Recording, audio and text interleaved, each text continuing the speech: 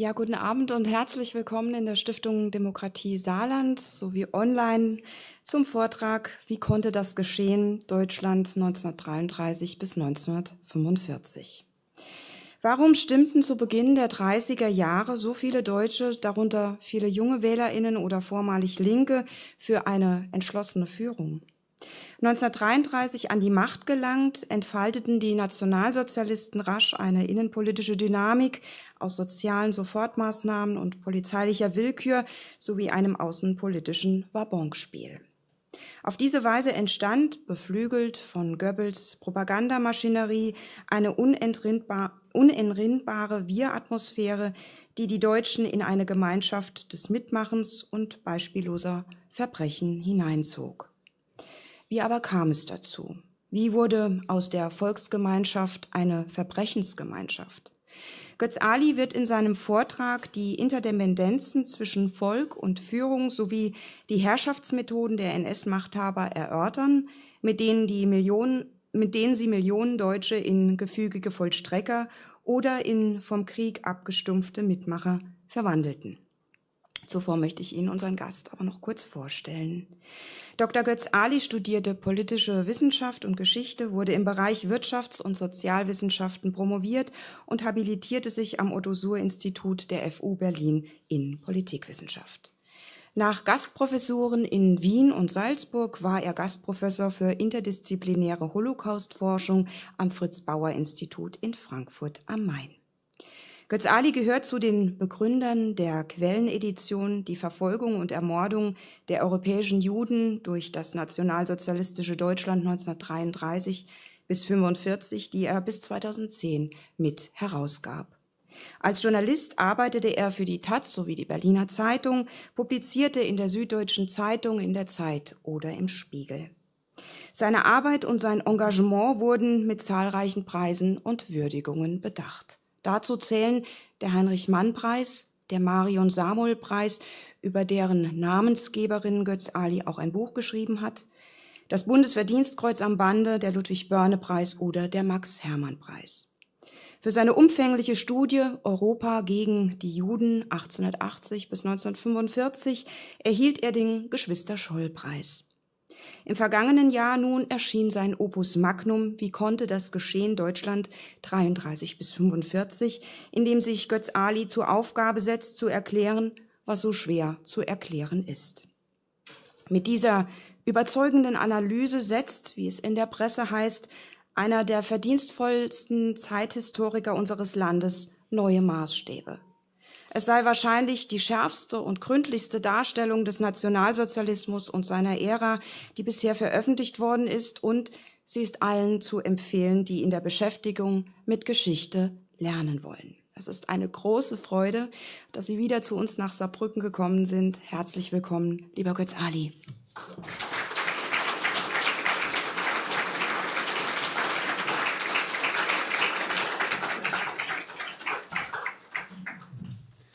Schönen guten Abend. Wir sind ja hier doch alte Bekannte. Ich war doch bestimmt schon 4-mal hier oder so, wenn nicht öfters. Also danke auch für diese Einleitung, für die freundliche Einführung. Da kann man ganz unterschiedliche Dinge erleben, aber das war eine knappe, klare, präzise Ansage. Und das freut mich sehr, dass ich hier wieder sein darf.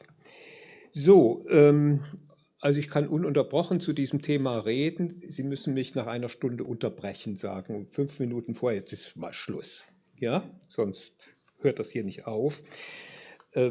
Das Buch behandelt eigentlich die Frage ganz einfach. Also wie konnte das geschehen? Ich gehe davon aus, also ich glaube, wir sind hier ganz überwiegend, nicht nur, aber doch weitgehend solche Deutsche, die man heute als Bio-Deutsche bezeichnet, die hier also schon seit 4, 5, 6 Generationen leben. Und das waren 1933 Menschen, die waren nicht krimineller als ihre französischen Nachbarn. Und die waren nach 1945 auch nicht krimineller als ihre Schweizer Nachbarn. Und dazwischen drin haben sie aber den größten bisherigen Krieg der Weltgeschichte mit entfesselt, mit den meisten Toten. Und davon weit mehr als die Hälfte ja, mehr oder weniger vorsätzlich umgebrachter Nichtkombattanten, also Menschen, die nicht direkt am Krieg beteiligt waren. Es geht um beispiellose Verbrechen. Und wie kriegt man normale Menschen, mit denen eigentlich fast alle, die hier im Saal sitzen, irgendwie verwandt oder verschwägert sind, weil einfach durch die Mischung, die NSDAP hatte 8, 9 Millionen Mitglieder, je nachdem, wie man rechnet. 10% davon waren Frauen oder 8% nur. Und in der deutschen Wehrmacht hatten wir 18 Millionen deutsche Männer als Soldaten, bei einer Bevölkerung von 60 Millionen eigentlich alle Männer, die laufen konnten. Also jetzt in meiner Generation, die NSDAP, ich bin Jahrgang 47, die NSDAP war eine sehr junge Partei, also die Mitglieder hatten so in den Anfang der 40er Jahre einen Altersdurchschnitt von 34. Ja. Da haben sie also eine Chance, dass der Vater zu 20-25% NSDAP-Mitglied war und eine Chance von 95%, dass er in der Wehrmacht war. So sieht es in unserer Verwandtschaft aus. Das jetzt, was da so mit den Akten und so, also mit den NSDAP-Karteikarten passiert, bestätigt das nur, ja, und macht es sozusagen, erleichtert es innerhalb der Familien, sich darüber auch besser Rechenschaft abzulegen und nicht einfach auf die anderen zu zeigen, zu sagen, das war das Großkapital, das waren ganz Verrückte, ganz Böse, die Nationalsozialisten, die kennen wir nicht, mit denen sind wir nicht verwandt oder verschwägert. So, wir gucken uns das hier mal für das Saarland kurz an. Da sind wir ja. Nach dem Versailler Vertrag stand das Saarland bis zum Januar 1935 unter internationaler Verwaltung mit französischer deutlicher Dominanz. Es gehörte im Übrigen zum Währungsgebiet des französischen Franc, was von großem Vorteil war, weil da gab es diese Inflation nicht von 1923 und die Weltwirtschaftskrise fiel viel harmloser aus als im Deutschen Reich. Weil in Frankreich war deutlich weniger betroffen davon. Das muss man sich klar machen, den Saarländern ging es im Prinzip besser.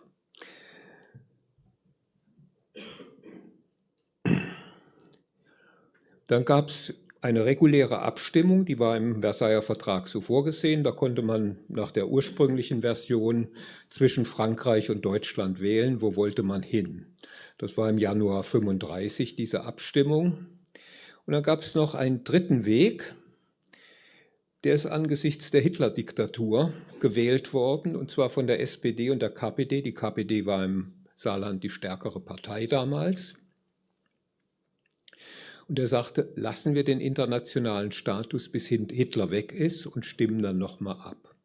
Und man konnte völlig frei dafür agieren. Und wir haben es ja hier mit einer Arbeiter-Hochofen-Bergwerksregion zu tun. Und die Wähler, es gab hier kein richtiges Parlament, aber doch so ein gewähltes Mitbestimmungsgremium, das alle 4 Jahre gewählt wurde. Da kann man also die Parteizugehörigkeit messen. Und die Wähler der SPD und der KPD bei völlig freien, mehrfach kontrollierten, durch einen schwedischen Diplomaten kontrollierten Wahlen haben zu 2/3 für Hitler gestimmt damals. Obwohl sie wussten, ihre Parteien gibt es da nicht mehr. Manche ihrer Genossen sind da schon mal erschlagen worden oder sitzen im Gefängnis. Sie haben es trotzdem gemacht.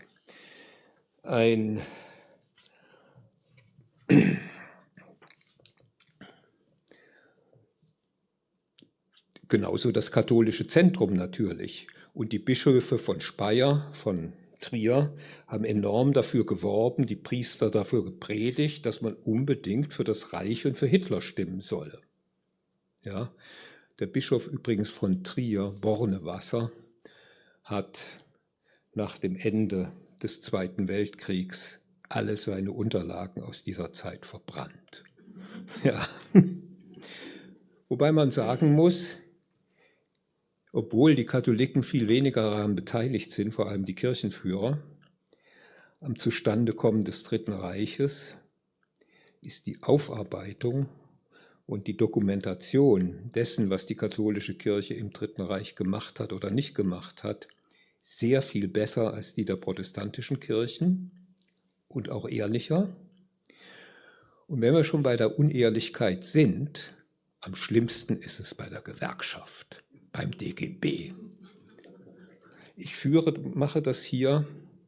Allein schon dieses Wahlverhalten von 1935 müsste ja Anlass geben zu der Frage, wie war das denn? War es wirklich nur das Großkapital, das das alles gemacht hat? Oder gab es auch Mehrheiten in der Bevölkerung und wie kam es dazu? Am Beispiel der WMF, also der Württembergischen Metallwarenfabrik in Geislingen an der Steige, exerziere ich das hier durch. Ja? Der spätere Vorsitzende der IG Metall, Hans Brümmer, hat 1933 im Juni den Anschluss der württembergischen Metallbetriebe an die Deutsche Arbeitsfront mitorganisiert. Er war im Amt und hat gesagt, wir wollen jetzt gemeinsam im neuen Deutschland einen Neuanfang haben. Dazu gibt es ein ausführliches Protokollbuch des Deutschen Metallarbeiterverbandes, beziehungsweise gab es. Aber ein Kollege hat es 1934, Gunter May, zufällig gefunden und veröffentlicht. Da war es im Betriebsarchiv der WMF. Dann hat es die IG Metall übernommen und es hat jetzt ein Dreivierteljahr gedauert, bis die Brüder und Schwestern zugegeben haben, dass sie es vernichtet haben. Ich wusste das aber gleich. Die haben es dann zu Recht übernommen, weil das gehörte nicht ins Betriebsarchiv der WMF, sondern natürlich zur IG Metall. Und ich habe da angerufen, also ich habe in Geislingen das so versuchsweise dargestellt, ja, wie das ging. Und der Apparat der DAF setzte sich natürlich zusammen aus ehemaligen Gewerkschaftern auch. Woher sollten die denn sonst nehmen? Und wie haben sie das hingekriegt? Ziemlich einfach. Die haben die Gewerkschaftsbank besetzt am 2. Mai 1933 mit ihren 270 Filialen und übernommen. Das Personal blieb gleich und die Gewerkschaftsbank war reich. Das war die Grundausstattung für die Deutsche Arbeitsfront dann, dieses Vermögen. Nun hatten aber die Gewerkschafter dort, soweit sie organisiert waren, eben Konten, Versicherungen, Anwartschaften und so weiter. Das ist alles übernommen worden und auch die Kassierer blieben dieselben. Ja, das waren keine anderen Menschen, die irgendwie vom Mars kamen oder die aus den Tiefen des Nazitums kamen. Es blieben dieselben, die rechneten gemeinsam ab, guckten, dass es so läuft, hatten dieselben Buchprüfer im Sommer 1933 und machten schön zusammen. Ja, und die Karenzzeiten für die Anwartschaften wurden verkürzt. Und die Beiträge in der Weltwirtschaftskrise, das müssen Sie sich vorstellen, wie es da zuging und in welcher Not die Menschen damals waren. Die Beiträge für die Deutsche Arbeitsfront beziehungsweise die einzelnen Verbände, die blieben, ja, also der Metallarbeiter, das hieß dann Metallfachschaft, ja, die blieben, wurden halbiert. Und wer zahlte die andere Hälfte? Der Unternehmer. Das kam gut an. Und der ADGB, also die Vorgängerin des DGB, hatte 1933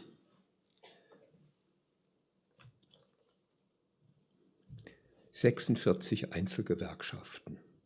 Also da gab es die Buchbinder, die Lithografen, die Papierarbeiter, die Zeitungssetzer, die Metteure. Jeder hatte was für sich. Und was hat die Deutsche Arbeitsfront gesagt? Das ist so ein bisschen durcheinander, das müssen wir jetzt mal rationalisieren. Und auch damals war der Betriebsschlosser in einer anderen Gewerkschaft wie der Betriebszimmermann. Es gab keine Einheitsgewerkschaft. Das machen wir jetzt mal ein Betrieb, eine Organisation der Deutschen Arbeitsfront. Und jetzt reduzieren wir mal diese 46 Verbände auf 14. Und erfinden noch einen dazu, nämlich für die Heimarbeiter. Auf die Idee war man vorher nicht gekommen. Und dreimal dürfen Sie raten, welche Struktur der DGB, aber nicht nur der, sondern auch der FDGB in der DDR 1946, 47 übernommen hat. Einheitsgewerkschaft in jedem Betrieb und genau dasselbe. Wenn Sie die Fachschaften der Deutschen Arbeitsfront, also aus den Buchbindern und so weiter, wurde ein Verband Papier, also Druck und Papier, ja, dann haben Sie genau das. Ich finde das ja nicht schlimm. Blöd ist es nur, wenn in der gewerkschaftlichen Literatur steht, das hätten sich die Genossen im Exil ausgedacht. Das sollte man dann nicht machen. Ja? Und das ist ein ganz heißes Thema. Es gab freie, also zum Beispiel in Geislingen an der Steige, ja, Metallarbeiterstadt, genauso wie Göppingen. Seit 1933, also mit Beginn der Weltwirtschaftskrise, weit überdurchschnittliche Zustimmung in Württemberg für die NSDAP. Der Kollege May, der diese Sache 84 entdeckt hat, hat das alles nachgeprüft und ausgerechnet.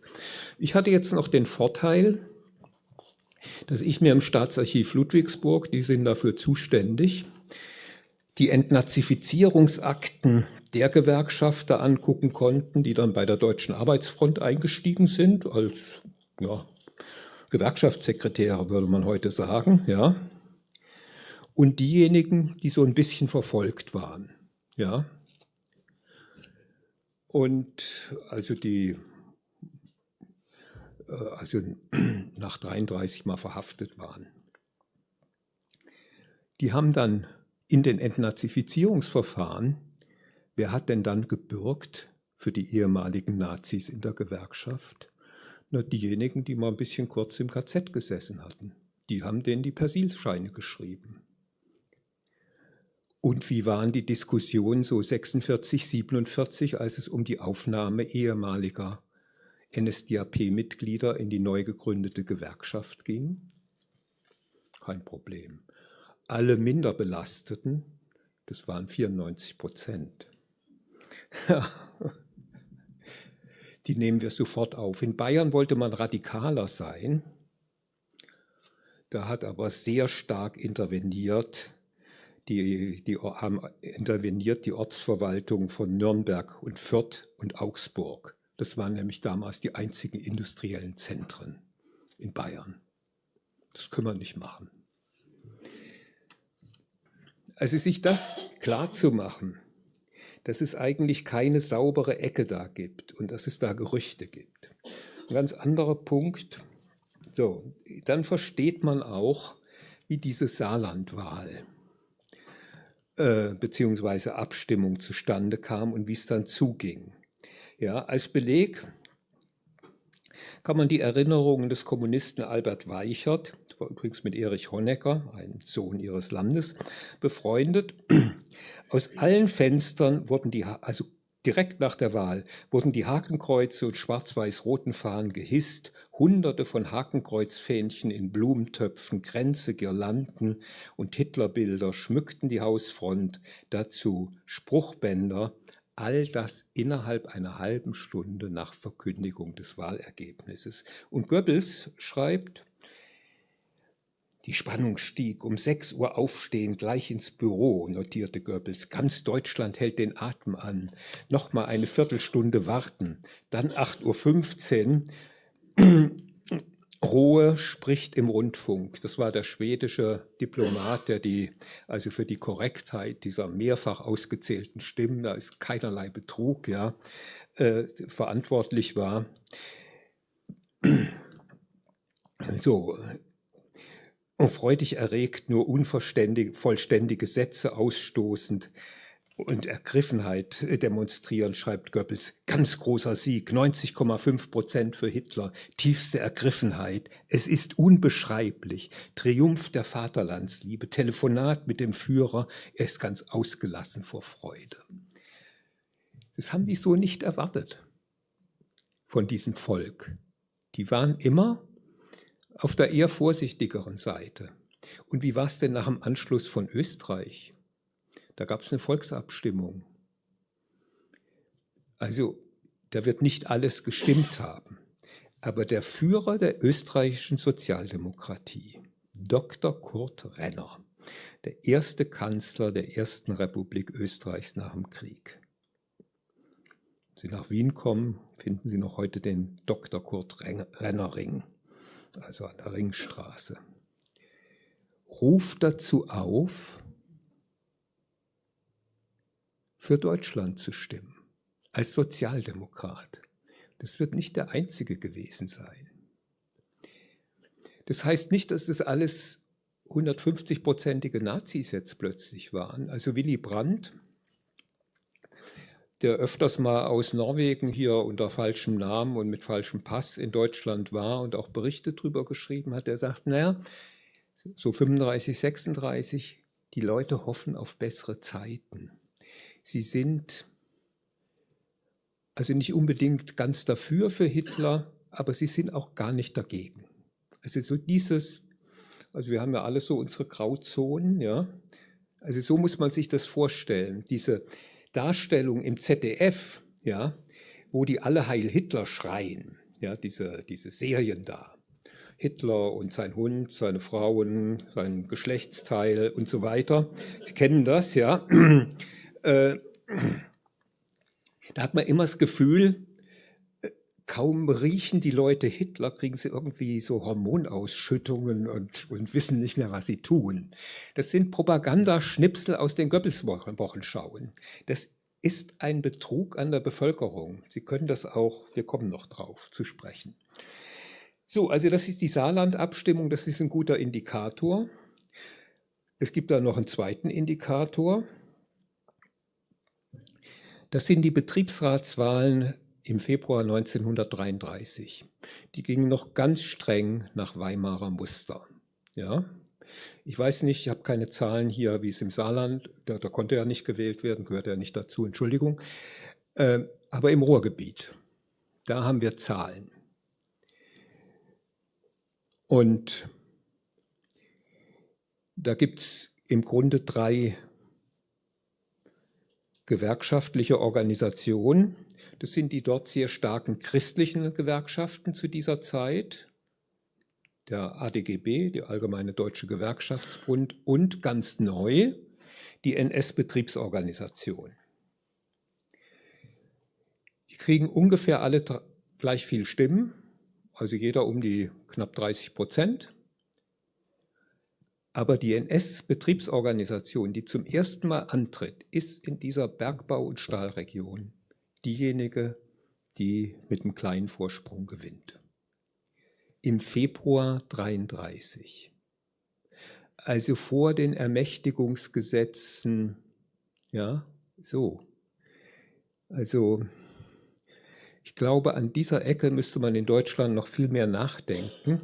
Also es gibt diese berühmte Studie von, ich weiß nicht, manche werden die kennen, von Lutz Niethammer also mit unendlichen Langzeitinterviews mit Arbeitern im Ruhrgebiet, also wie die den Nationalsozialismus erlebt haben. Und der Abschlussband hat eigentlich einen sehr schönen Titel. Der geht nämlich so, die Zeit weiß man nicht so richtig, wo man sie hintun soll. Das ist ein Zitat aus einem solchen Interview. Und da gibt es dann einen Text zwischendrin von einem Autor, der heißt Alexander von Plato, also ein Mitarbeiter Niethammers, der beschreibt die Übergangszeit, also 1933, anhand dieser Interviews. Ja? Und da hat er einen Satz drin, ja, der sagt, also ein Genosse sagt, ja, es war schon irgendwie sehr irritierend, dass mich ehemalige Genossen plötzlich mit Heil Hitler auf der Straße begrüßten. Und eine andere Frau, auch eine aktive Gewerkschafterin und Sozialdemokratin oder Kommunistin, weiß ich jetzt nicht, sagt, ja, also in unserer Straße wechselten plötzlich die roten Fahnen in Hakenkreuzfahnen. Das ging ganz schnell. Da gibt es mehrere Beschreibungen. Interessant ist die Fußnote 57. 84 hat man sehr klein gedruckt noch. Ja, wenn man das heute sich anguckt, denkt man, wie konnten die Leute das lesen? 57, die ist ganz hinten, da steht drin, zu dieser Frage gibt es in unseren Interviews sehr viele Aussagen. Es ist hier nicht der Platz, diese zu erörtern. Und das ist bis heute, also ja, das ist jetzt bald ein halbes Jahr, noch mehr irgendwie, ja, das ist bis heute so geblieben. Das Material dieser Interviews ist weiterhin da. Die sind abgeschrieben worden, die Tonaufnahmen, ist alles da. Niemand will das machen. Ja? Ich habe vor 10 Jahren einen Aufsatz bekommen zur anonymen Begutachtung über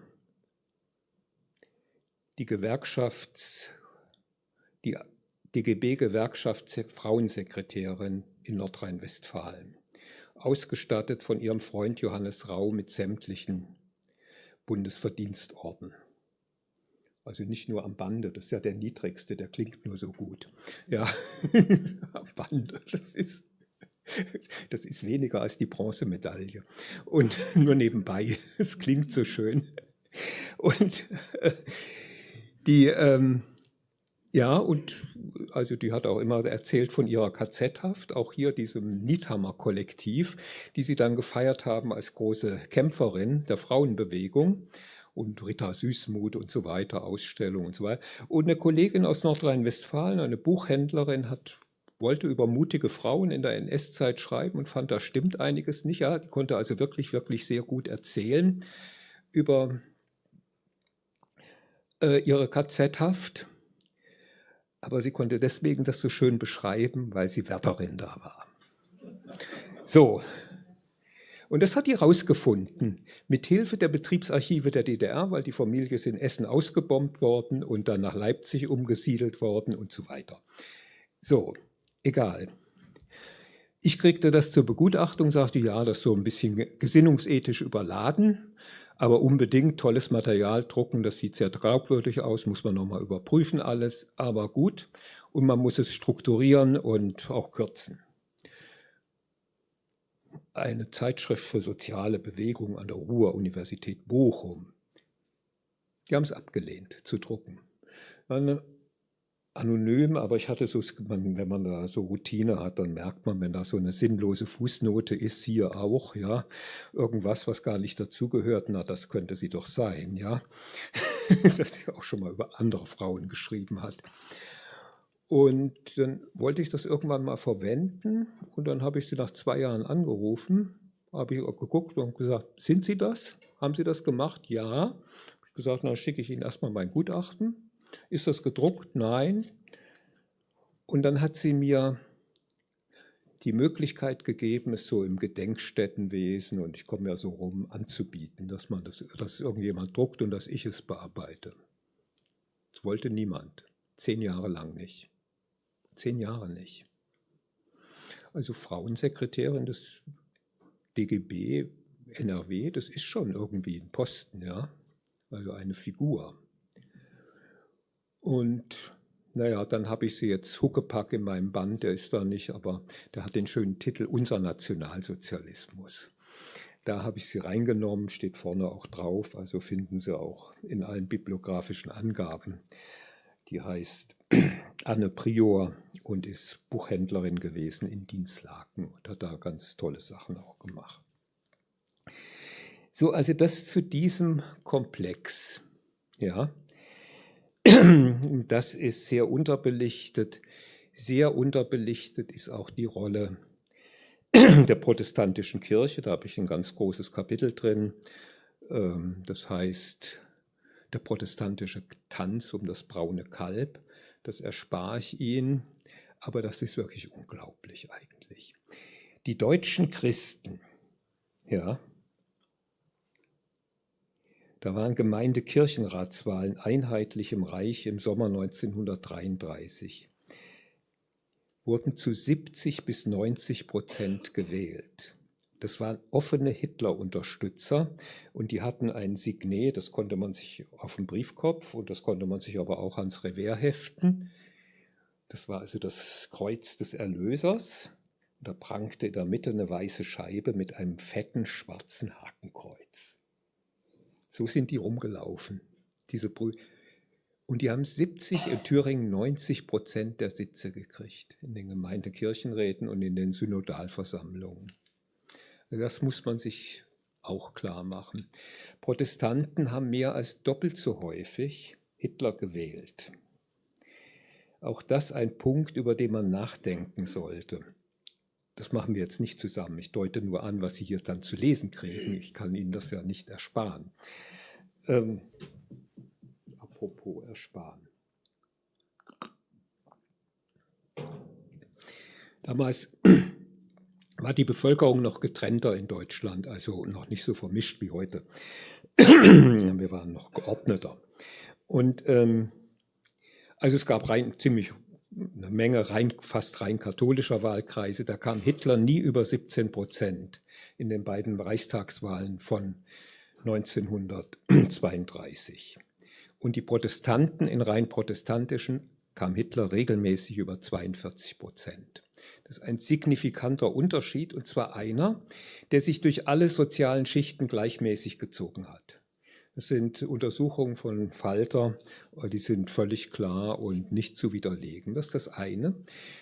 Die andere Wählermasse, das waren unsere Jungwähler. Jung- und Erstwähler. Und es waren viele. Und da kommen wir mal kurz auf die positiven Voraussetzungen des Nationalsozialismus zu sprechen. Ich glaube, von denen haben Sie noch nicht so ganz viel gehört. Was sind die positiven Voraussetzungen? Wir tun immer so, als kämen diese Nazis so aus der schmutzigsten Ecke unserer Geschichte und als könnten wir also die guten geschichtlichen Linien und die bösen irgendwie trennen. Das ist eine Einbildung. Die würde ich Ihnen heute Abend gerne nehmen. Ja, so, also, oder mit dem Buch dann noch, nachhaltig. Also, wie verhält es sich mit den Jungwählern? Dank des medizinischen Fortschritts, also steriler Geburt, radikale Verringerung der Säuglings- und Müttersterblichkeit, öffentlicher Hygiene, Rudolf Virchow in Deutschland, Kaiser Wilhelm, Wasser-Boden-Lufthygiene, Reichsgesundheitsamt und Robert Koch, Impfen, die Zusammenhänge von Infektionswegen erkennen, also dass Tuberkulose ansteckend ist und durch Tröpfchen übertragen werden kann. Die Älteren kennen vielleicht noch diese Schilder auf Bahnhöfen, bitte nicht auf den Boden spucken. Das bezog sich darauf, beziehungsweise dieses Bitte wird es in Deutschland nicht gegeben haben. Und nicht auf den... Ich komme gerade aus Frankreich. So, das führte zwischen 1900 und 1915 zu einem Geburtenüberschuss von 11 Millionen. Das heißt, es waren 22 Millionen junge Menschen, die da geboren sind. Und wenn Sie die Geburtsjahrgänge der nationalsozialistischen Aktivisten angucken und wenn Sie das auch für Ihre Familien gucken, wir kommen noch auf meinen Vater zu sprechen, Jahrgang 1912, das sind die tragenden Jahrgänge. Und die kommen, das sind positive Voraussetzungen. Und die werden gleichzeitig, kommen die in eine Zeit, in der der soziale Aufstieg langsam angesetzt ist. Wenn Sie das an Ihren Familien gucken, wer wann wie zum ersten Mal eine etwas höhere Schule, eine bessere Berufsausbildung hatte, wer mal das erste Mal Abitur gemacht hat, wer dann vielleicht mal studiert hat und so weiter, werden Sie das genau erkennen, wie das im 20. Jahrhundert verlief. Das ist immer auch mit Risiken und Rückschlägen verbunden. Da kann man abstürzen, da ist man auch in der ersten Generation unsicher. Also auf Englisch heißt es Social Climbing, also dieses Aufwärtsmobilisieren. So, und diese 22 Millionen, die verhältnismäßig unbeschadet durch den Ersten Weltkrieg kommen, die wollen in der Weimarer Republik vorankommen.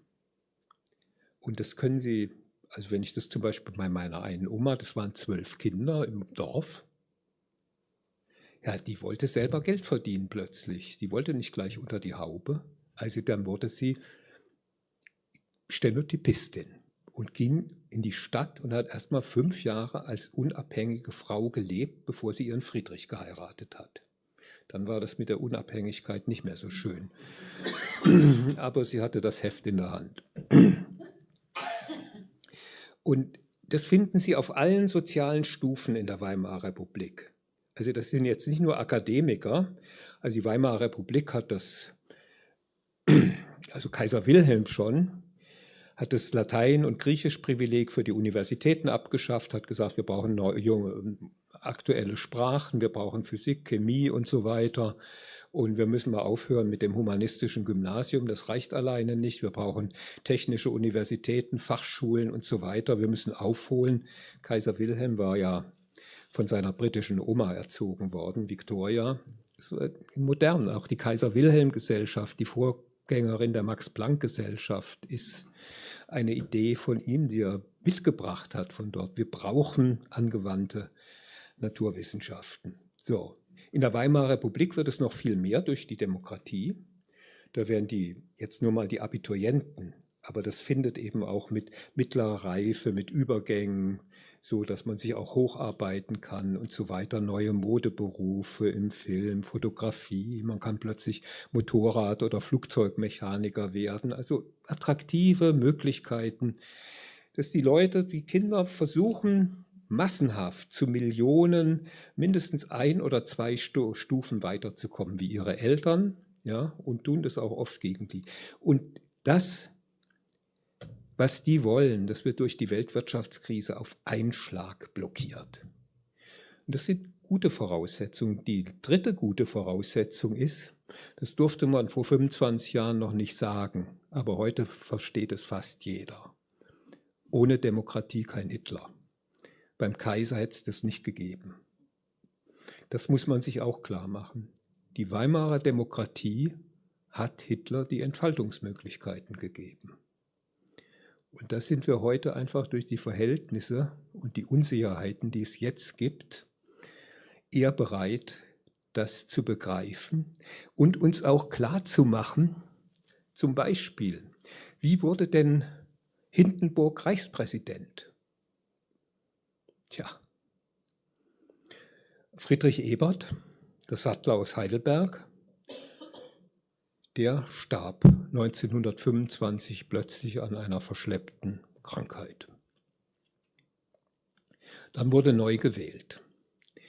Und die demokratische Mitte der Weimarer Republik hatte sich auf Wilhelm Marx, der war schon mal Reichskanzler gewesen, das war so ein, heute würde man sagen, so ein Linkskatholik im Zentrum. Also der war für die Sozialdemokratie kompatibel und auch für die Liberalen, also so eine Mischung aus Daniel Günther und Laumann, würde man heute mal so vermuten, in die Richtung, ja. Und die Kommunisten haben gesagt, nee, den wollen wir nicht. Wir wollen, dass die Bourgeoisie ihre Fratze richtig zeigt, ja. Und deswegen stellen wir jetzt Thälmann auf, damit er diese Stimmen jedenfalls nicht kriegt, Und die Bayerische Volkspartei, ja, das ist die Vorgängerin der CSU, also die gehörte zum Zentrum eigentlich, die hat gesagt, also diesen liberalen Linkskatholik, der kommt uns nicht ins Haus. Und sowohl die Bayerische Volkspartei als auch die KPD haben gewusst, dass sie damit Hindenburg, und zwar in einer gemeinschaftlichen Koalition, ermöglichen würden. Ja, das wollen die heute nicht mehr so gerne hören, aber so war es. So, wir müssen schneller werden.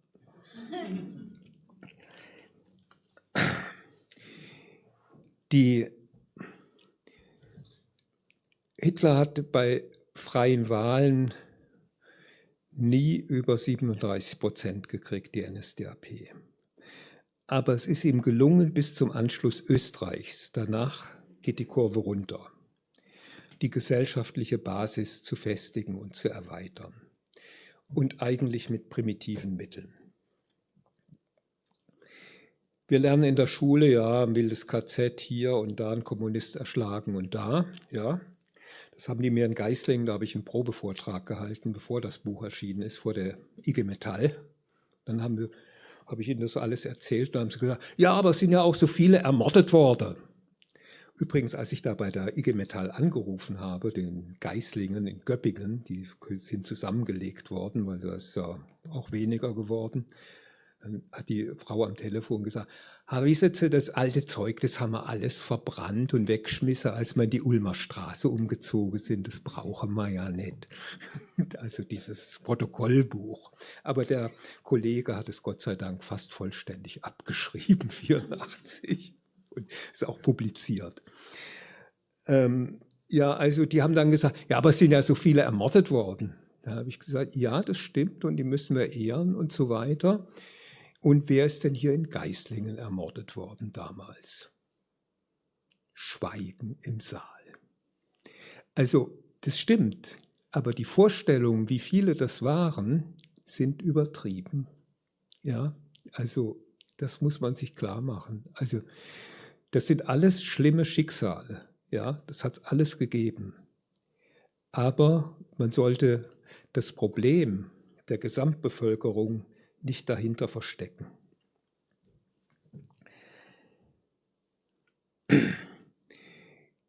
Ihre Mehrheit, Sie müssen sich die Weltwirtschaftskrise in Deutschland so vorstellen. Bei Vollbeschäftigung hatten wir damals 21 Millionen Erwerbstätige in Deutschland. Heute haben wir doppelt so viele. Ja? Das war 1929 am Anfang. Bei 6 Millionen Arbeitslosen heißt es, dass mehr als jeder Vierte arbeitslos war.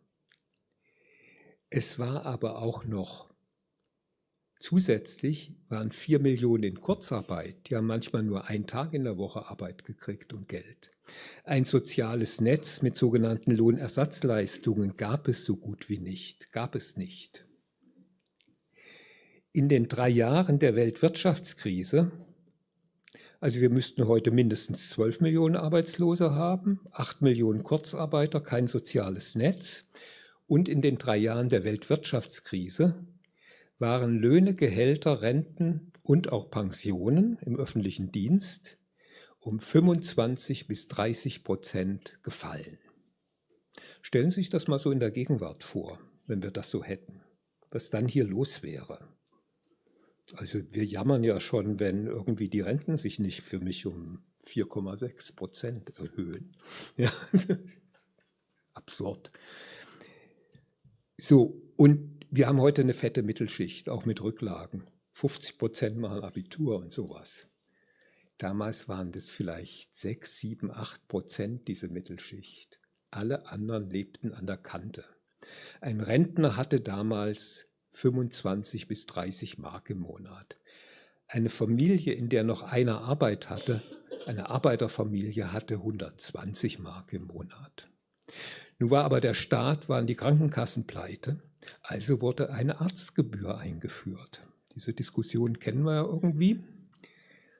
50 Pfennig pro Arztbesuch und 50 Pfennig fürs Rezept. Wenn Sie Rentner sind mit 30 Mark, viel. Wenn Sie, damals hatte man 3, 4, 5 Kinder, sehr viel. Was hat denn der Führer gemacht in den ersten 14 Tagen? Der hat es halbiert auf 25 Pfennige und für Witwen, Waisen und Kriegsversehrte abgeschafft. Ist das Nazi-Ideologie? Das ist ein Mittel, das immer funktioniert. Die Leute konnten natürlich ihre Mieten nicht bezahlen, ihre Kredite, was sie so hatten. Hitler weist die Gerichtsvollzieher an, dass sie auch für rechtsgültige Exmittierungs-, also aus Wohnung rausschmeißen, weil man die Miete nicht bezahlt hat, und Pfändungsbescheide, Versteigerung von Bauernhöfen. Die Bauern müssen ja die Ernte vorfinanzieren immer und können dann manchmal nicht bezahlen und natürlich in der Krise erst recht nicht.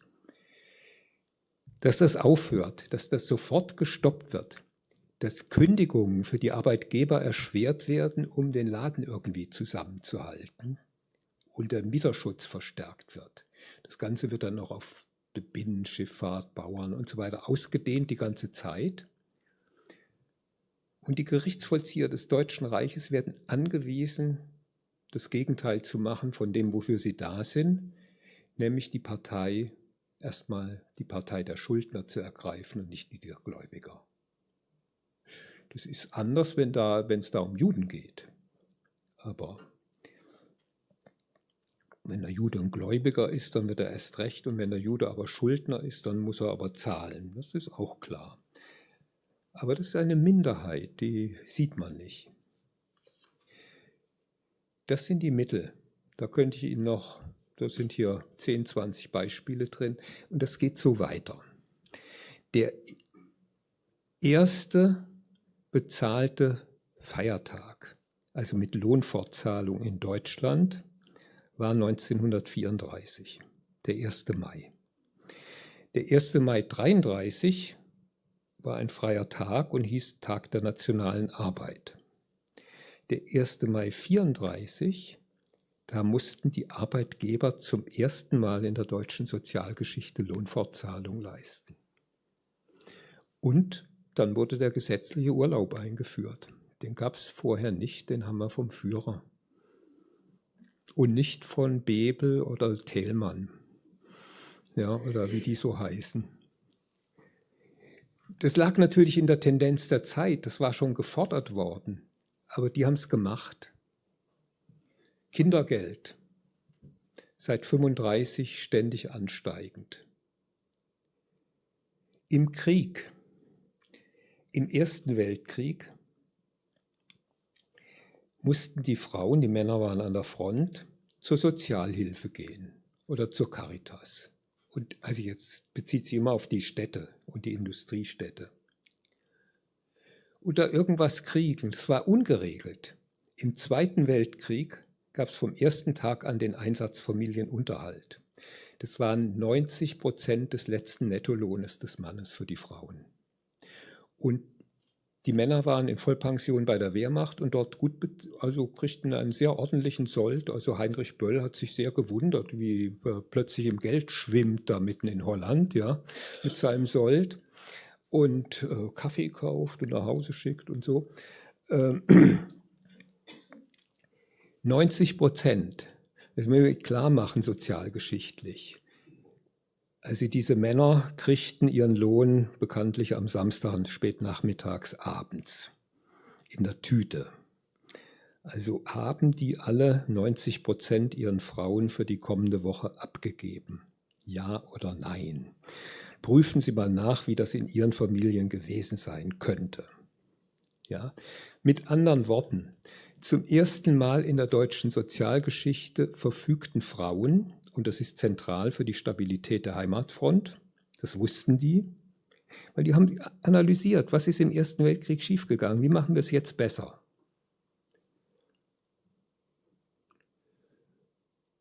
Ja, zum ersten Mal in der deutschen Sozialgeschichte verfügten die über eigenes Geld.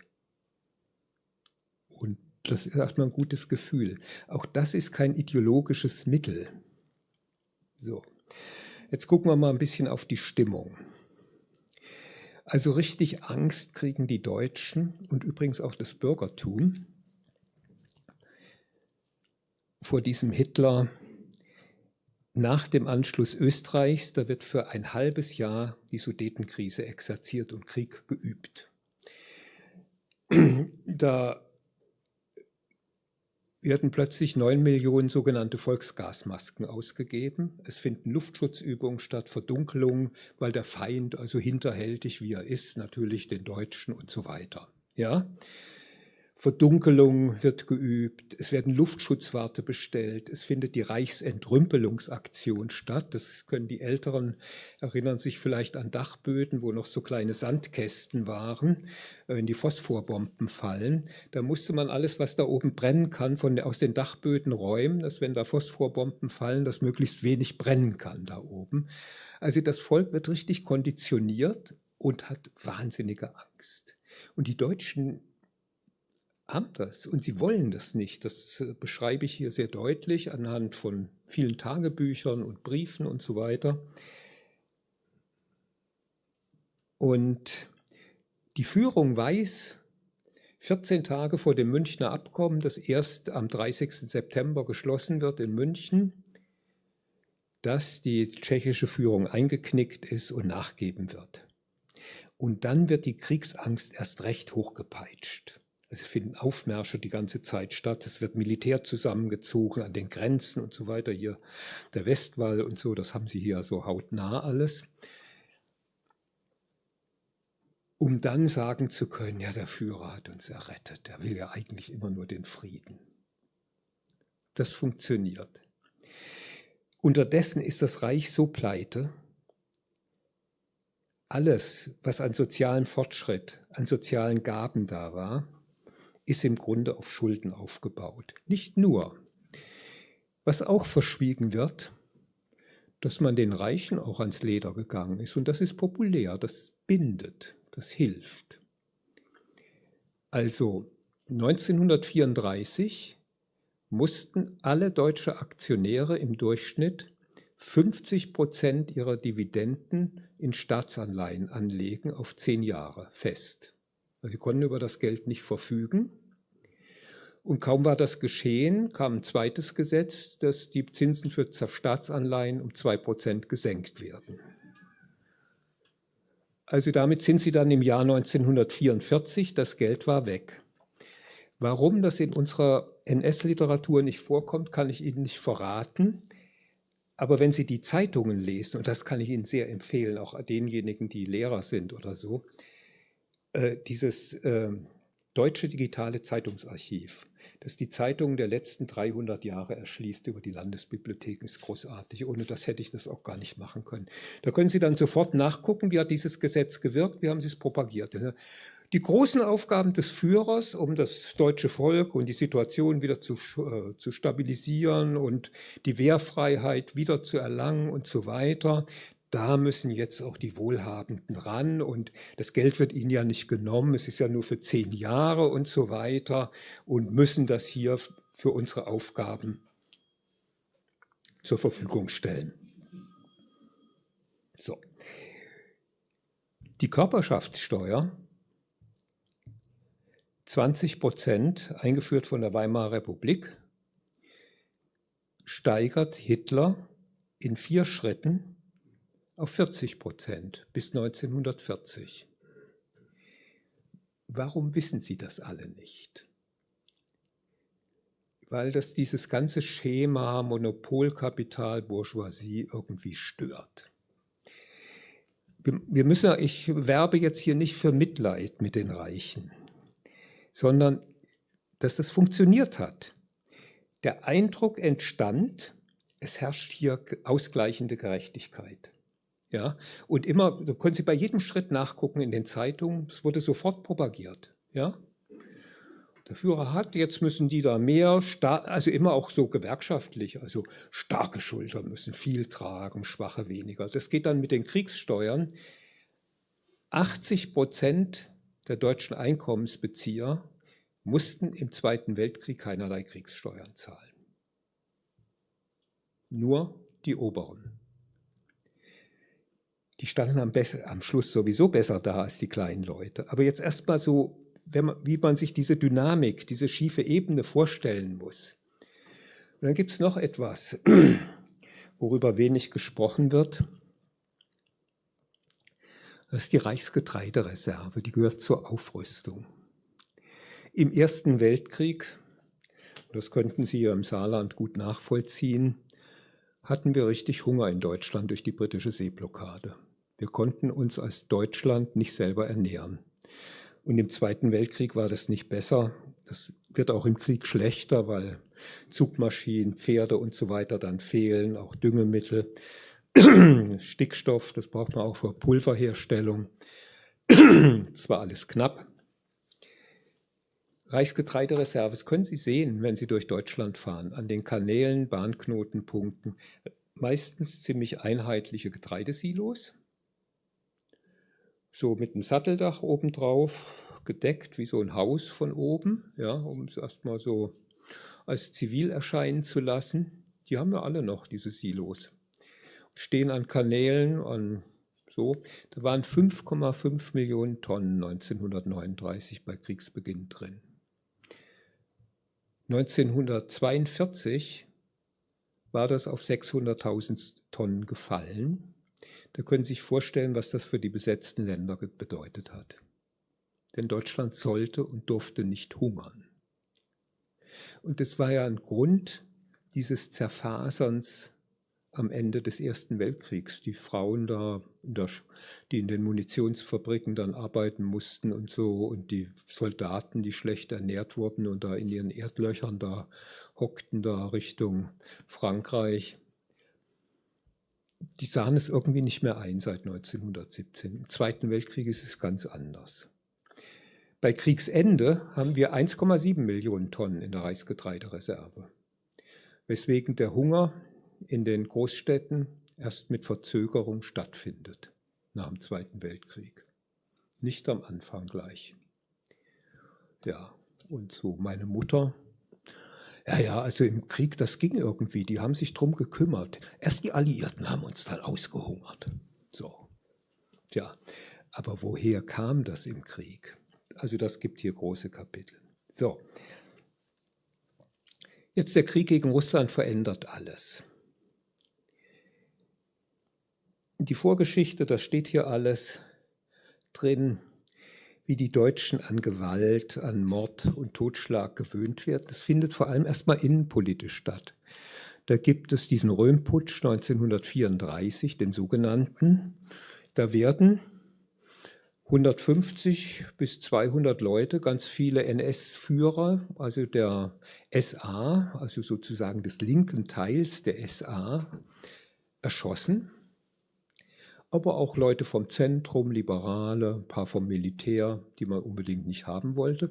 Und Hitler bekennt sich hinterher dazu, sagt, ja, das haben wir gemacht. Das musste so sein. Also die Namen werden nicht genau veröffentlicht, aber vieles ist bekannt. Weil ich bin der oberste Gerichtsherr. Also so. In der Strafjustiz verändert sich das langsam, aber zum Beispiel die Ziviljustiz, das bleibt, ja, so wie vorher. Also normale Ehescheidung, Streit mit dem Nachbarn, Autounfälle, da ändert sich fast nichts. Also Sie können sich 1942 mit einem Nachbarn über überhängende Zweige streiten und dieser Prozess wird 1952 abgeschlossen mit einem Urteil. So arbeitet die Justiz. Also da ist so eine Mischung aus Normalität und Unnormalität, die man sich da so vorstellen muss, also an die man sich auch langsam gewöhnen kann. So. Dann hat man die Zwangssterilisierungen. Also bestimmt gibt es hier eine Menge Leute, die einen Zwangssterilisierten in der Familie haben. Das waren 350.000 Deutsche, die bis 1939 zwangssterilisiert wurden. Danach im Krieg war das medizinische Personal anders beschäftigt, da war weniger.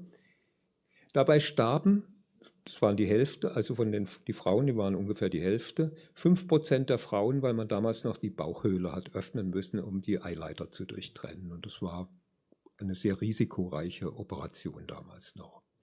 Es wurde alles hingenommen.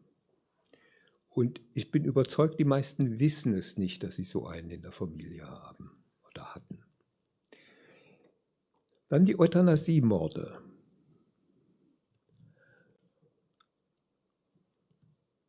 Die denken, da gibt es Widerstand. Das sind bis zum Beginn des Krieges gegen die Sowjetunion 60.000 Leute aus deutschen Familien. Und die werden verlegt. Und nach 8 Wochen kriegen die Angehörigen die Mitteilung, da sei an Lungenentzündung oder Hirnkatarrh oder irgendwas gestorben. Und fast alle nehmen das hin. Intern gibt es die Anweisung, wenn jemand darauf besteht, dass er den haben will, den Angehörigen, ist er ihm unbedingt rauszugeben. Ja? Die Angehörigen sind beteiligt an der Sache. Sie sind mit dabei.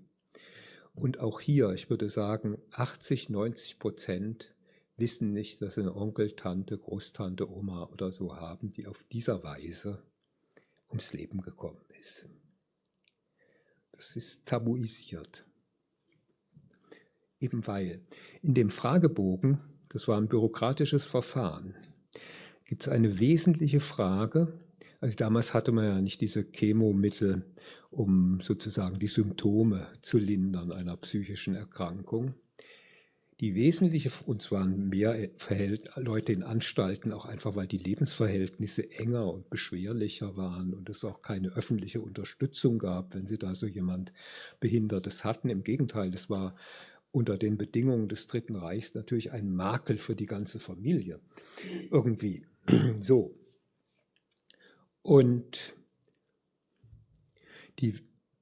da wurde auch nicht nach Erbhygiene gefragt. Da wurde gefragt, Arbeitsfähigkeit, wie lange in der Anstalt, welcher Kostenträger. Also ganz normale Fragen, die interessant sind.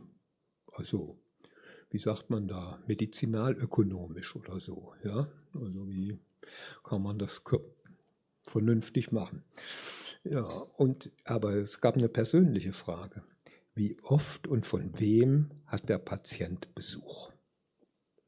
Und wenn Sie das wissen, wissen Sie eine Menge. Und man weiß doch auch aus eigener Erfahrung, wenn jemand so aus dem Bekanntenkreis dauerhaft verrückt wird, psychisch erkrankt, wie sich der Kontakt so entfernt und man dann irgendwann auch gar nicht mehr so richtig weiß, wie ist es denn. Und das dann unter den Bedingungen des Krieges, unter den Bedingungen einer Propaganda, die sagt, es kommt alles aus deiner Familie, ja? Also da seid ihr irgendwie schuld, ihr seid eine erblich belastete Familie. Das gibt es im Hintergrund, dieses Denken heute auch noch. Das ist nicht weg, das ist noch da. So, also das wurde gemacht. Und das war das war den Leuten im Grunde bekannt und sie haben das hingenommen. Hier der Gau-Jugendführer Kröcher, Walter Kröcher. Das war der Vorgesetzte meines Vaters. Der war hier kaufmännischer Angestellter der Hitlerjugend. Also in Saarpfalz hieß das damals. Später wurde das größer und hieß dann Westmark. Da kam Lothringen dazu. Walter Kröcher, der hat 1943, das hat mir meine Mutter kurz vor ihrem Tod erzählt, kannte den, war mit der Frau befreundet, Annemarie, eine Tochter zur Euthanasie gegeben. Und Annemarie sagt, es geschah auf Druck ihres Mannes und sie würde das sehr bereuen, sagte sie. Und das würde sie nicht loslassen. Und es muss mir hat sie nicht erzählt, ich wusste es auch nicht, aber ich habe es dann den Fall in einem Aufsatz geschildert und es hat dann irgendwie ein Leser gesagt, Nachnamen Kröcher und so weiter. Und ein Leser mir die Todesurkunde geschickt, also die ist im Eichberg da im Rheingau, von ihren Eltern abgeliefert worden und war 14 Tage später tot. Ein 3-jähriges, ganz offensichtlich relativ leicht behindertes Kind. So lief das. Und daran waren beteiligt, zum Beispiel bei den Erwachsenen, das ist die Aktion T4, Vormundschaftsrichter. Da das so nach einzelnen Bezirken ging, der Abtransport, kriegten die dann 10 gleichlautende Mitteilungen über den Tod ihrer Mündel auf den Tisch. Die Standesbeamten in der Gegend sowieso, ja. Da gab es Sterbegeldversicherungen, Rentenabwicklung und alles, was es halt so gibt, wenn ein Mensch stirbt. Die waren alle beteiligt. Es gab sogar eigene Meldezettel an die Standesämter, die erkennbar waren von der Farbe her. Ja, also das ging immer an die Geburtsstandesämter, da sammelt man unsere Daten, deswegen müssen wir in Deutschland immer den Geburtsort angeben.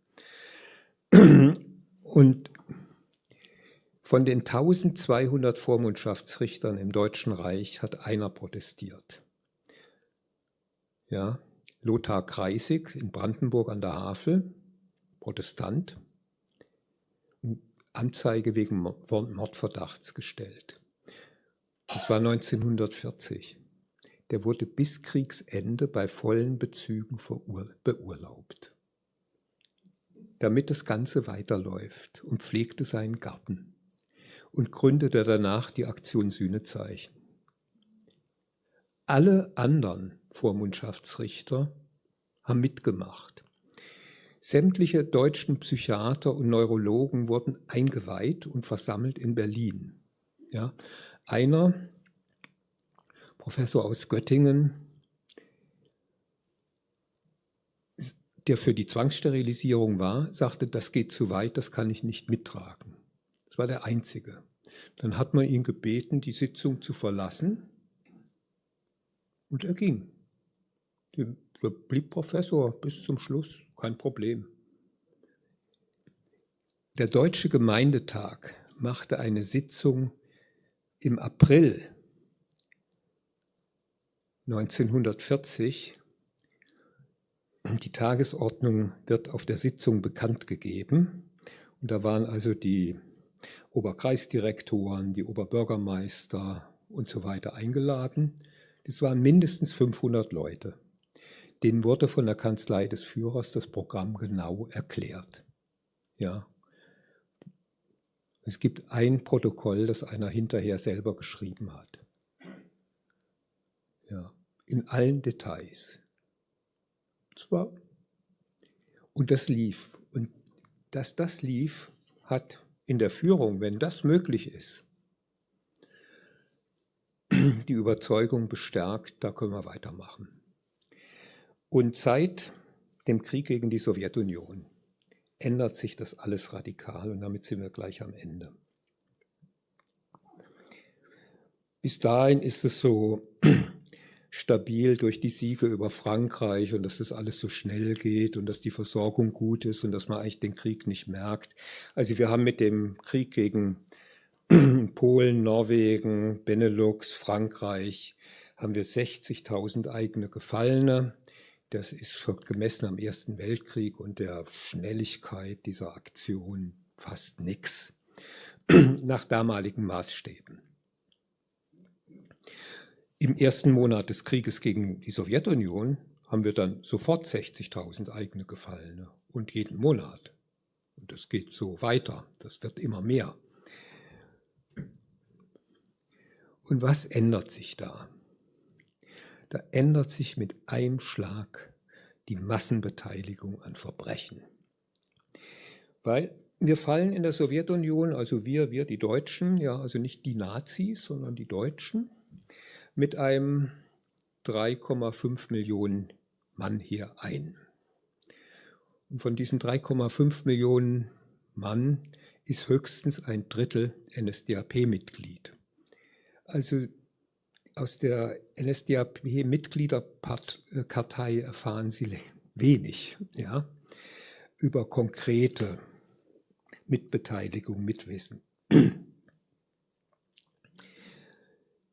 Und bis dahin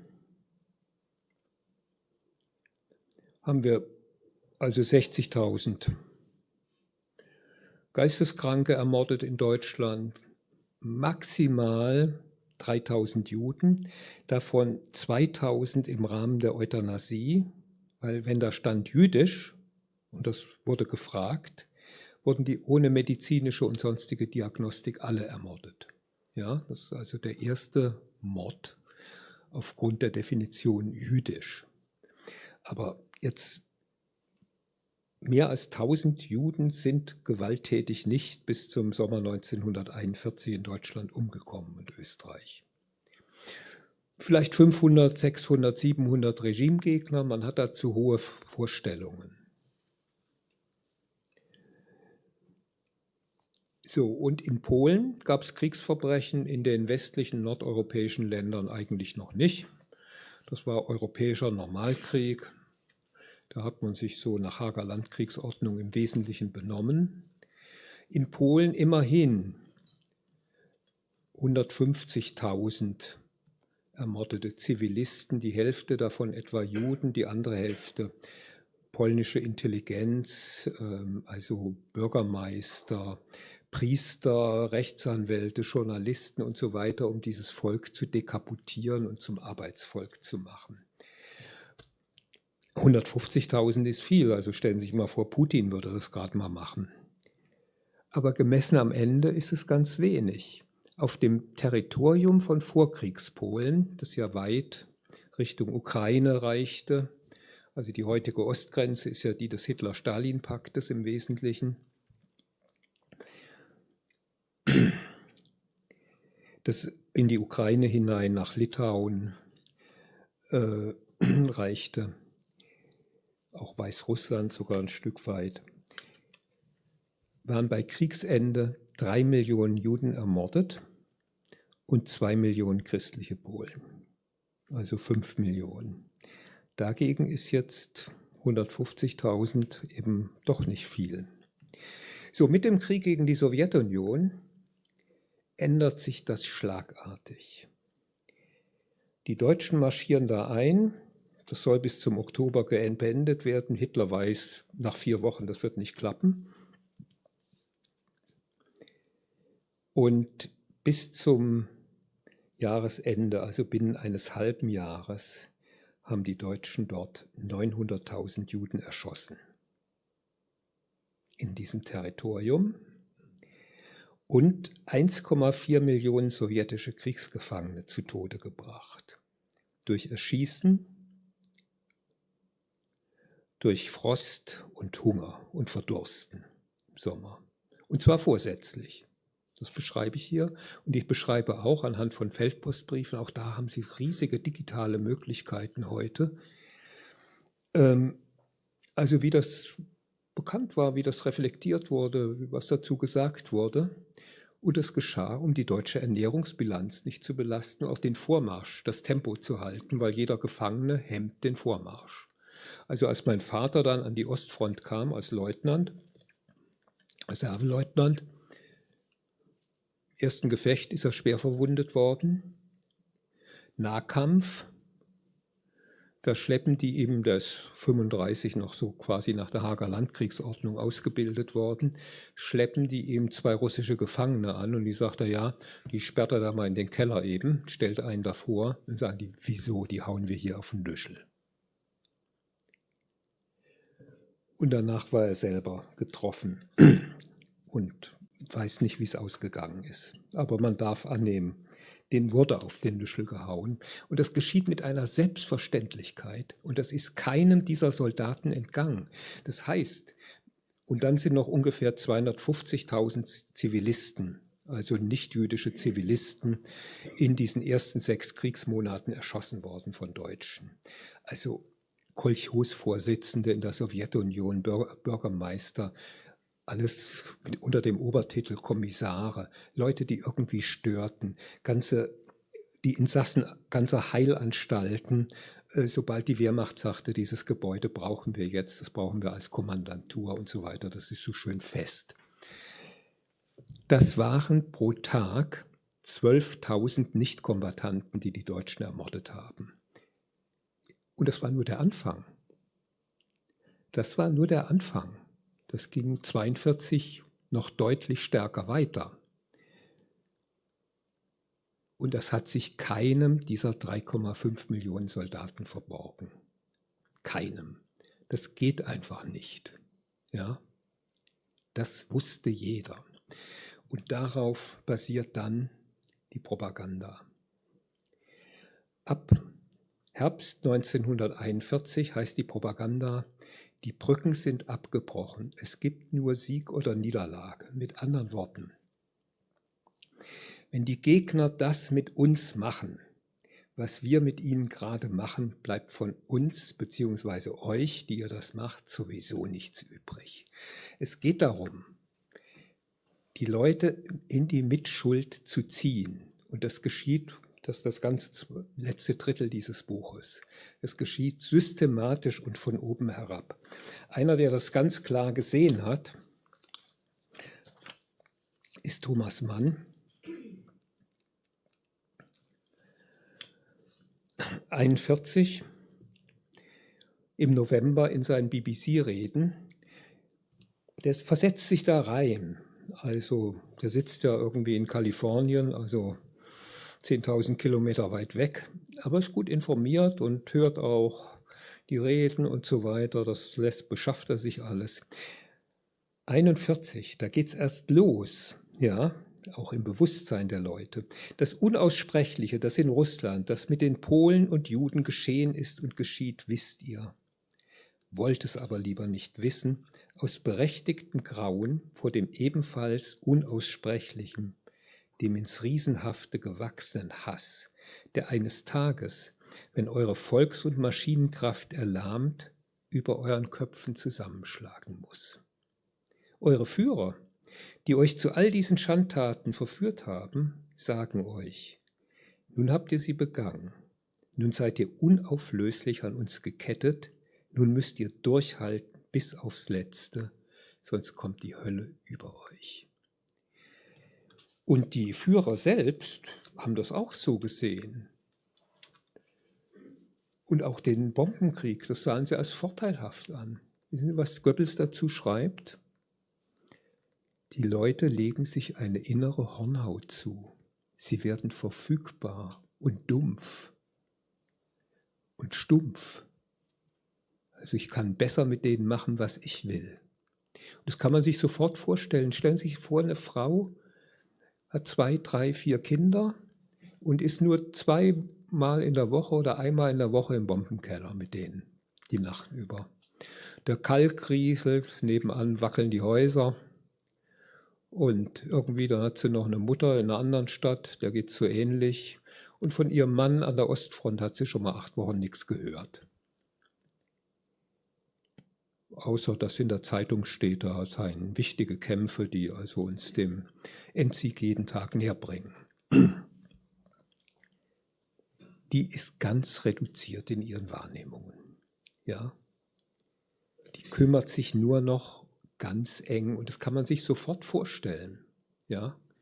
Und da sitzen natürlich auch in diesen Bombenkellern Vollnazis und Teilnazis und Nazi-Gegner zusammen und müssen dann kooperieren miteinander. Das kann man auch im Iran sehen. Was sollen die machen? Ja?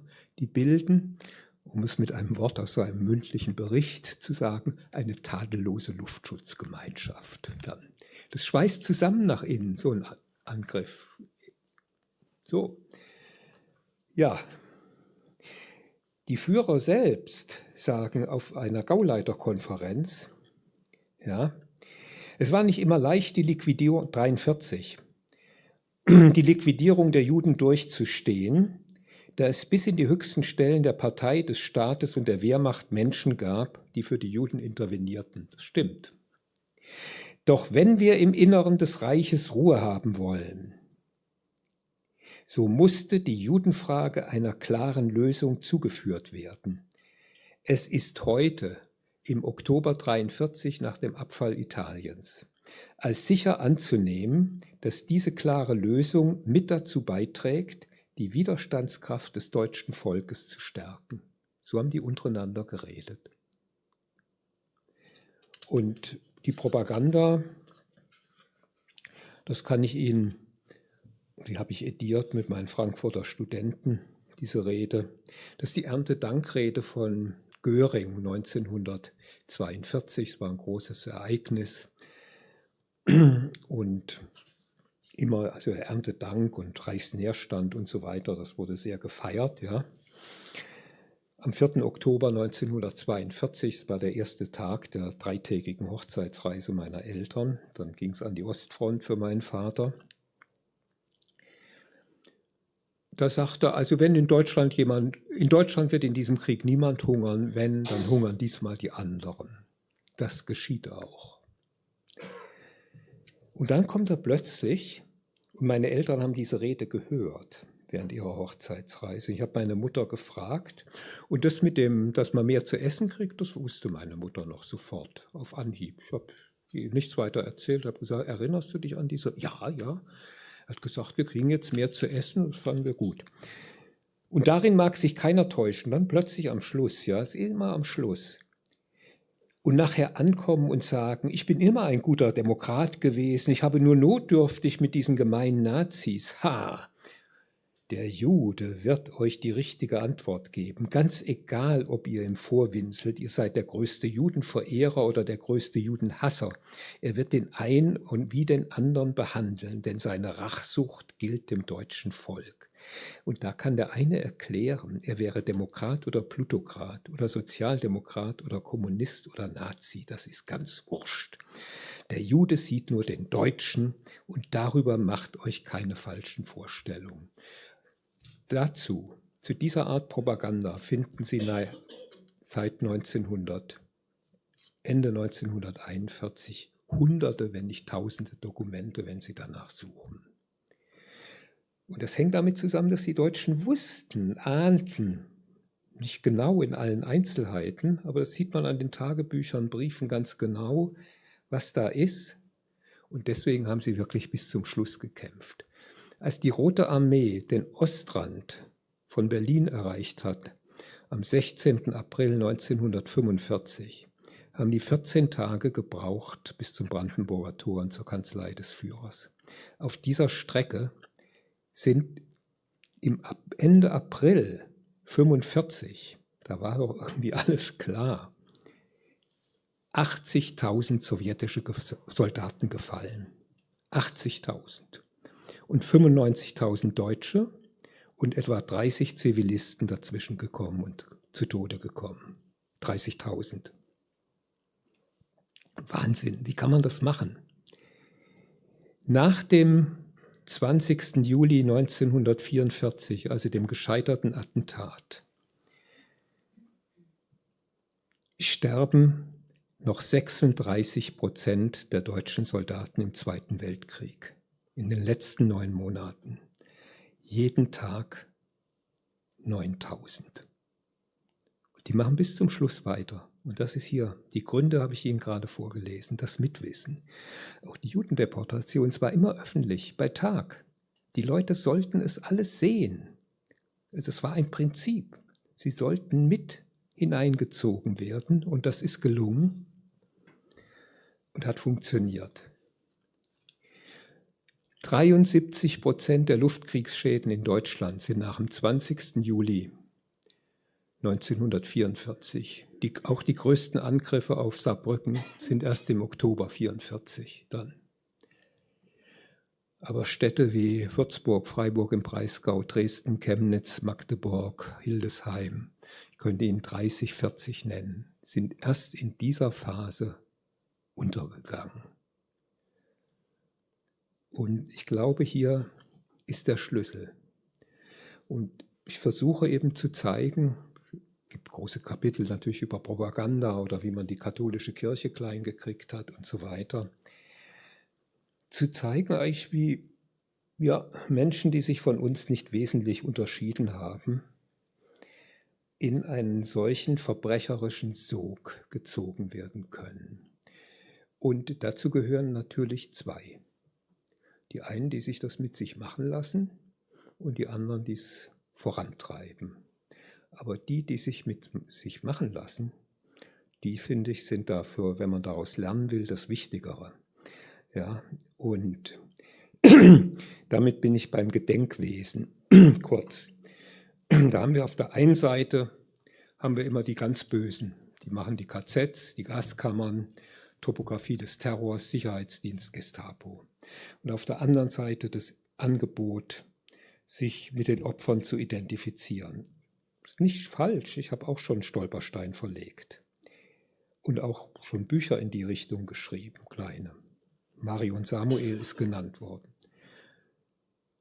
Aber dazwischen, zwischen diesen Bösen, dem offen verbrecherischen, bösartigen, hinterhältigen Seite und den Ermordeten, ist diese deutsche Gesellschaft.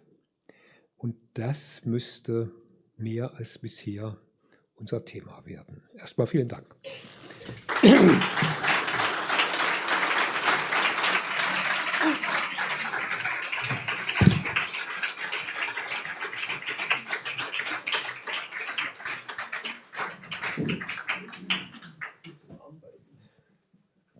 Ja, es ist warm. Zunächst einmal vielen Dank für diesen Vortrag. Und sind Sie noch bereit für eine kleine Fragerunde? Ja. Also ich gucke ins Publikum und bitte die Hand melden, Namen sagen und eine kurze, prägnante Frage. Hier vorne in der ersten Reihe. Der Kollege kommt mit dem Mikrofon. Danke. Sie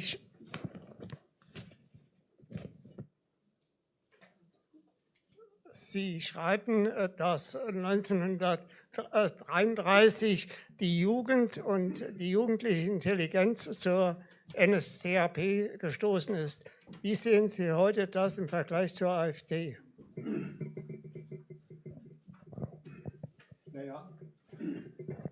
Ist das an? Ja. Also bevor wir den Vergleich zur AfD machen, würde ich immer erst mal vorschlagen, dass wir die großen Unterschiede zwischen damals und heute betrachten. Also einmal die soziale und Gesamtsituation der Bevölkerung und dann auch, ich halte Alice Weidel für keine Nachfolgerin von Goebbels, um das klar zu sagen. Und ich glaube auch Herr Kruppalla ist von einem Reinhard Heydrich sehr weit entfernt. Also da muss so eine gewisse Klarheit und Ehrlichkeit erstmal rein. Und ja, aber das Jugendliche natürlich in ihrer Radikalität, die ist ja was Altersgemäßes auch, ich weiß ja, wovon ich spreche, ja, und also als ehemaliger 68er, da hat man schon Sachen gemacht, die man besser nicht getan hätte. Und ja, also dieses Problem besteht, wobei heute unsere Jungwähler sehr viel weniger sind als damals. Auch das ein ganz zentraler Unterschied. Sie machten einen riesigen Anteil damals aus, waren wirklich eine ausschlaggebende Kraft bei den Wahlen, während das heute mehr so Menschen sind wie Sie und ich. Den Ausschlag bei Wahlen. Ja, da hinten ist noch eine Wortmeldung in der Mitte.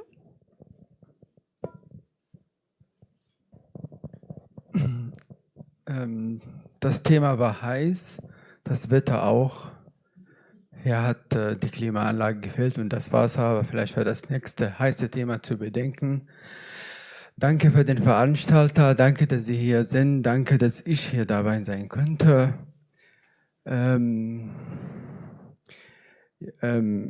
Beschäftige mich mit meiner kleinen Gruppe oder Interessierten seit dem letzten Jahr mit dem Thema, ob das, was wir heute erleben, ähnlich ist mit dem, was früher passiert ist und ob das sich wiederholen könnte. Also jetzt im letzten haben Sie gesagt, nee, das ist anders.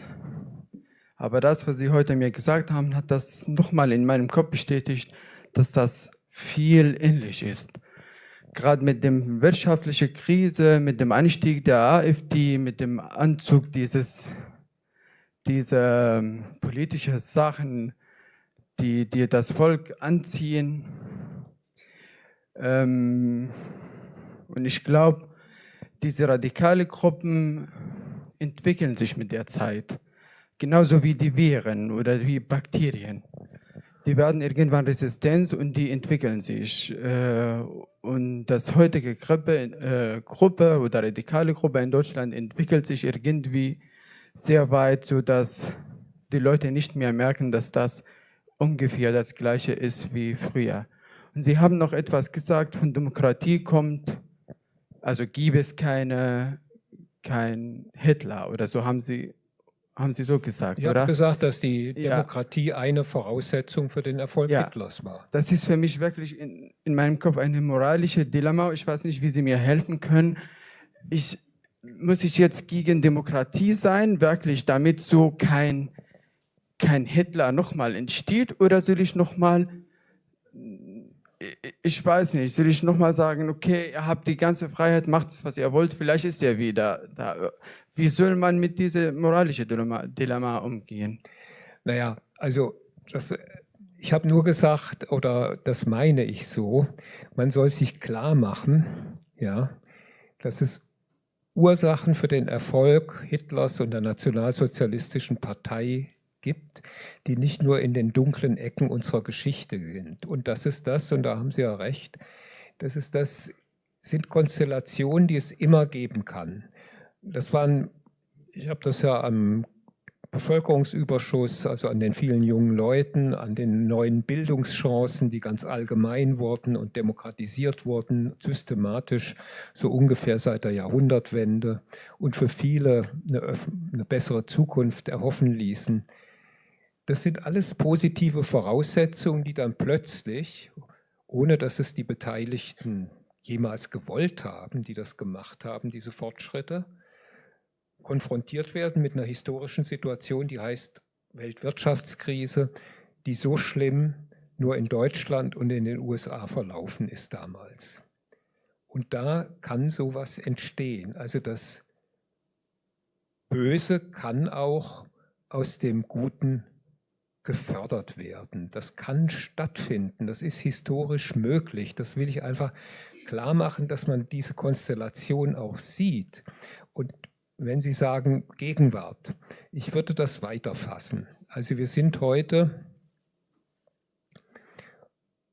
also die Verhältnisse sind weit auseinander und wir sind hier im Wohlstand und auf einer noch immer glücklichen Insel sozusagen weltweit betrachtet. Aber wir fühlen hier, oder ich auch, stelle mir vor, dass es meine Enkel schwerer haben als ich. Und dass es insgesamt im Vergleich zur übrigen Welt mit Deutschland, aber auch mit Europa, also Westeuropa, Mitteleuropa, zurückgehen könnte. Das heißt, dass wir eigentlich in eine schwächere Position waren, als hier unsere Generation, die hier so sitzt, das bisher gewohnt waren. Und diese Rückwege und dass es plötzlich Leute gibt, die uns überholen, die uns zeigen, naja, also was irgendwie hier alles veraltet, was ihr macht und es funktioniert auf die Dauer nicht, das werdet ihr schon noch sehen, wartet mal ab. Diese Situation führt schon also zu einer Unsicherheit und auch zu verändertem politischem Verhalten. Und es ist ja auch, das sehen Sie an den rechten Bewegungen in Europa. Also in vielen Ländern sind die Sozialdemokratien zerfallen. Wir gehen diesem Weg gerade sozusagen etwas entgegen. Aber auch schon die bürgerlichen Parteien, ja, also der Mitte. Ja, und das ist ein Prozess, der sich auch in Deutschland in den nächsten 10, 15 Jahren ohne weiteres vollziehen kann. Und was dann ist, das würde ich mit Ihnen auch als unangenehm bis gefährlich bezeichnen. Und ja, also entweder wir verhindern das selber, wir machen radikale Reformen, stellen uns auch wirklich auf eine neue Situation ein, oder wir dämmern so weiter dahin und jeder vertritt seine eigenen Interessen. Der Rentner schreit, ich verzichte auf nichts. Der Pflegebedürftige sagt, um Gottes Willen, ich will mein Eigenheim nicht opfern und das sollen meine Erben kriegen. Und der Beamte sagt, ich bleibe ewig Beamter und das muss immer mehr werden und dann ist man auch privat versichert. Also wir müssen als Gesellschaft eigentlich eine ganze Menge tun und verändern, das wäre so meine Meinung, und uns auch gemeinsam wirklich einen Ruck geben. Und davon sind wir leider weit entfernt und diese Partikularinteressen, das spiegelt ja nur, unsere Parteien spiegeln ja nur, was wir selber sind auch. Möchten Sie uns Deutsche regieren? Ich nicht.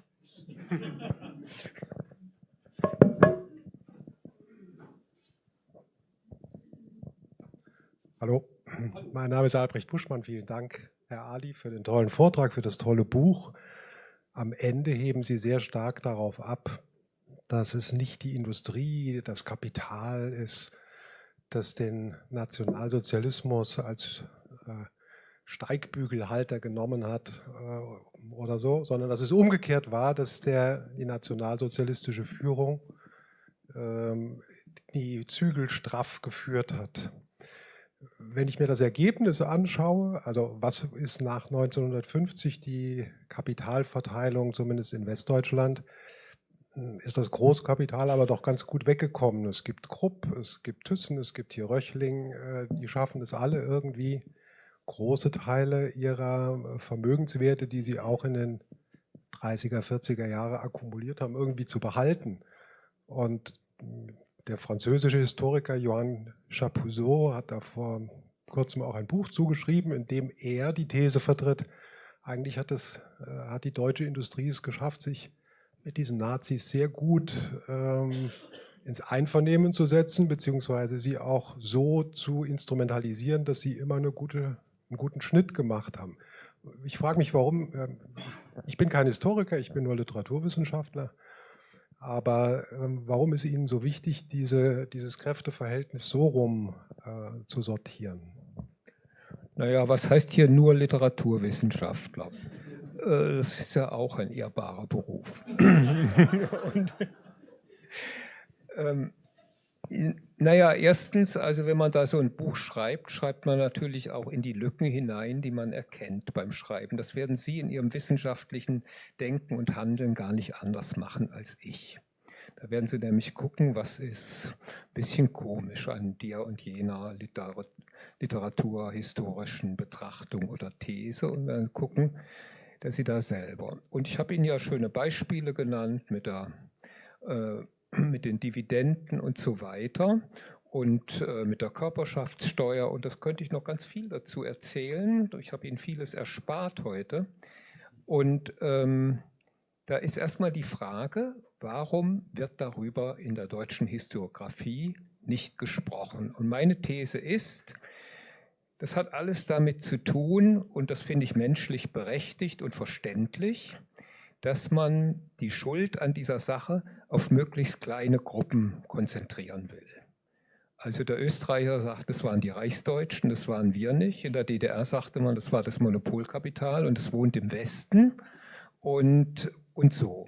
Und auch mit den Zwangsarbeitern, ja. Also das sind die Firmen, die es heute noch irgendwie gibt, ja. Das sind die Bösen, ja. Also die es nicht mehr gibt, die sind weg. Ja, aber jetzt gucken Sie mal an, Hitler hat 1941, die Alten sagen, wir verlieren diesen Krieg, Zwei-Fronten-Krieg. Der Hunger kommt. Der kann die nicht alle ins KZ stecken oder erschießen, diese Alten. Was macht er? Er erhöht die Renten um 15% auf einen Schlag und belastet die aktiven deutschen Arbeiter nicht. Und ist sogar noch so geschickt, dass reiche Rentner ein bisschen weniger erhöht werden und schwächere mehr. Also vor allem Witwen, Waisen und so weiter. Wenn Sie das heute machen, dann haben Sie einen hohen politischen Handlungsspielraum. Wenn Sie das heute in Deutschland hinkriegen, gewinnen Sie die nächste Wahl. Und zwar mit denen, die hier sitzen. Ja? Und nicht mit irgendwie AfD-Lern. So, wie macht der Führer das? Die Industrie musste die Arbeiter entlohnen in ihren jeweiligen Lohngruppen. Die meisten Zwangsarbeiter waren in niedrigen Lohngruppen. Aber wenn sie als Zwangsarbeiter, als Betriebselektriker eingesetzt wurden, kriegten sie diesen Lohn. Die haben von dem Lohn nie was gesehen. Da wurde der Stacheldraht für die Lager von bezahlt, die Holzpantinen, die Arbeitskleidung und so weiter. Das Essen, die Wachmannschaften.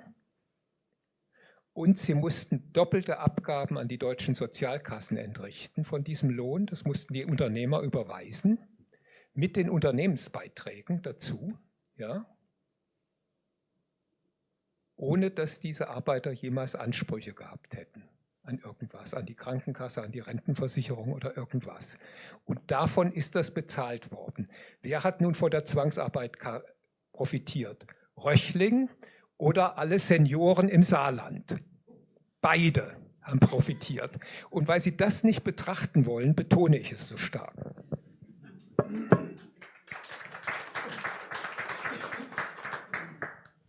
Gibt es noch weitere Fragen? Hier vorne noch 2. Dankeschön.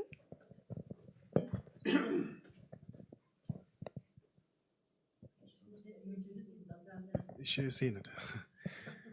Hallo, ich bin Stefan Kessler. Ich habe folgende Frage. Also vielen herzlichen Dank, Herr Ali, dass Sie extra nach Saarbrücken kommen. Ich habe mich so gefreut auf den Tag heute Abend. Meine Kinder gehen heute Abend allein nur mit meiner Frau ins Bett, weil ich unbedingt herkommen wollte. Es gab ja schon mal früher den Versuch, eine Militärdiktatur zu machen. Hat das schon den Boden vorbereitet? Dann ist meine Frage, die Rolle von Oskar Hindenburg. Wie stark war dessen Rolle, dass Hitler an die Macht kommen konnte? Und dann die dritte Frage dann, es wäre wahrscheinlich so oder so passiert, dass Hitler an die Macht gekommen wäre. Hätte Hindenburg jetzt das doch weiter herausgezögert oder verhindert, dann wäre er doch danach an die Macht gekommen, oder? Also mit diesen Fragen beschäftige ich mich mit dem Buch nicht. Also ich fange da einfach quasi mit der Machtergreifung und mit allgemeinen Voraussetzungen an. Und es gibt aber ein sehr gutes Buch dazu, das ich Ihnen empfehlen kann. Das ist von Jens Bisky. Das behandelt die 3-4 Jahre davor und heißt, also behandelt die Vorgeschichte. Ich glaube, es heißt die Entscheidung. Das fällt mir gerade nicht ein. Man wird bald 80. Aber das können Sie nachgucken. Also das ist so diese Brüning-Ära, Schleicher und so weiter, was da war. Und das geht bis 1934. Und das kann ich empfehlen. Was ich betone ist, die Deutschen haben zwar nur zu 37% Hitler gewählt 1932, in den beiden Reichstagswahlen, in der zweiten sogar dann ein bisschen weniger, im November 1932, aber sie haben zu 60% für die Abschaffung der Republik votiert. Das waren die Wähler der NSDAP, der KPD und der Deutschnationalen Volkspartei. Alle drei haben versprochen, dass sie diesen demokratischen Zirkus beenden. Also insofern gab es da eine Basis. Ja. So, bis auf die Sozialdemokratie haben alle anderen dann im Reichstag, die Kommunisten waren dann schon nicht mehr zugelassen, den Ermächtigungsgesetzen zugestimmt. Also diese Leistung der Sozialdemokratie zu sagen, nein, das ist wirklich, deswegen wähle ich die noch manchmal immer aus Mitleid, also aus historischem, ja, also weil die so oft die Kohlen versucht haben, jedenfalls für die Deutschen aus dem Feuer zu holen. Das soll man ja nicht vergessen. Ich sage euch. Ja, und also ich würde die Rolle, ich habe ja erzählt, wie Hindenburg überhaupt sozusagen in diese sehr starke Rolle des Reichspräsidenten, die man so nicht ganz, aber ein bisschen mit der des französischen oder des polnischen Präsidenten vergleichen kann, kam. Also da war Einfluss und natürlich war der von seinen Beratern 1933, unter anderem von seinem Sohn, aber gab es auch den Staatssekretär Meißner und so weiter, also eine ganze Klüngel natürlich abhängig. Aber ich bin eben auch hier dagegen, sozusagen die Schuld an Hitlers Machtergreifung einfach auf Hindenburg so halb abzuwälzen, sondern es ist, und also noch was zur Gegenwart. Hitler hat, also weil sich, ich glaube, ich hatte das gesagt, die tragenden Weimarer Parteien, Zentrum, SPD und die beiden Liberalen, die 1919 bei den Reichstagswahlen eine satte, dicke Zweidrittelmehrheit gekriegt haben und die auch lange relativ gut halten konnten, die haben sich pünktlich zur Weltwirtschaftskrise zerlegt und einen ungeheuren Reformstau hinterlassen. Ja? Und Hitler hat Dutzende, wenn nicht Hunderte Gesetze unterschrieben, die bis heute in Kraft sind, einfach weil man sich in der Weimarer Republik nicht darauf einigen konnte. Gleichmäßige Katasterregeln im ganzen Deutschen Reich und Landvermessungsregeln. Die Reichsstraßenverkehrsordnung von 1934. Bayern hatte andere Verkehrsschilder als Preußen. Natürlich haben die darüber geredet, dass man das ändern müsse, aber sie haben es nicht geschafft. Die deutsche Staatsbürgerschaft. In unseren Reisepässen steht seit 1934 Deutscher. Vorher stand da Preuße, Sachse, Thüringer, Bayer. Das muss man sich klar machen. Das waren Dinge, die wollten das in der Weimarer Republik machen, haben es aber nicht hingekriegt, weil sie an den föderalen, aber auch an den Strukturen untereinander gescheitert sind. Und das geht ins Aktienrecht, das geht ins Mietrecht, das geht überall hin, in alle Richtungen. Und das sind Voraussetzungen, die Hitler dann in der Situation dieser extremen Krise in die Karten gespielt haben. Und deswegen ist es sinnvoll, um nochmal auf Ihre Frage zurückzukommen, dass wir diese Krise, so diesen Abwärtstrend in Deutschland, dass wir den und diese Regierungen, die sich irgendwie so oder ihre inneren Konflikte uns jeden Tag produzieren seit Jahren, also nach dieser schönen Merkelschen Schlafwagenzeit, dass das irgendwie beendet wird, dass wir wieder einen Boden finden, von dem aus wir sagen, wir sind jetzt da und wir kriegen unser Gemeinwesen wieder hin und wir kriegen es in den Griff. Und dazu müssen alle wirklich was hergeben. Und dann werden wir wieder, das ist der einzige Weg. Also wenn wir so weitermachen wie jetzt, ja. Wäre eigentlich ein schönes Schlusswort, aber ich habe noch eine Frage in der ersten Reihe und dann würde ich damit auch die Diskussion dann beenden. Hier vorne noch bitte. Ja, das tut mir leid, dass ich dann doch nochmal fachlich eine Frage stellen möchte. Ein Kritikpunkt, der geäußert wurde, der bezog sich darauf, dass Sie die Politik gegen die Juden sehr stark funktionalistisch darstellen und die Bedeutung der Ideologie des Antisemitismus eben nicht so in den Mittelpunkt stellen. Ja, ich kenne diesen Vorwurf, aber das interessiert mich nicht. Naja, also erstens habe ich ein sehr schönes Buch geschrieben, Warum die Deutschen, warum die Juden, von 1800 bis 1933. Ich habe ein sehr dickes Buch geschrieben, Europa gegen die Juden, von 1880 bis 1945. Ich habe, wie eingangs gesagt, diese 16-bändige Dokumentation mit begründet, zusammen mit Ulrich Herbert und dann die Mitarbeiter gesucht. 16 Bände, das ist viel. Der Bundespräsident hat uns da empfangen und dafür gelobt. Die Verfolgung und Ermordung der europäischen Juden durch das nationalsozialistische Deutschland zwischen 1933 und 1945, dass ich betone, dass es materielle Motive gab, das ist doch nur richtig. Ich meine, in Hamburg, ja, das war stark bombardiert, das ist dann auch mit Möbeln und so weiter und Dingen aus Holland und Belgien versorgt worden. Da haben 400.000 Leute an den Versteigerungen von Judengut im Hafen teilgenommen. Da gibt es die Listen, 400.000. Und aus Gendergerechtigkeit muss man sagen, 400.000 Frauen im Wesentlichen, weil die Männer waren ja an der Front. Ja, darf man darüber nicht sprechen?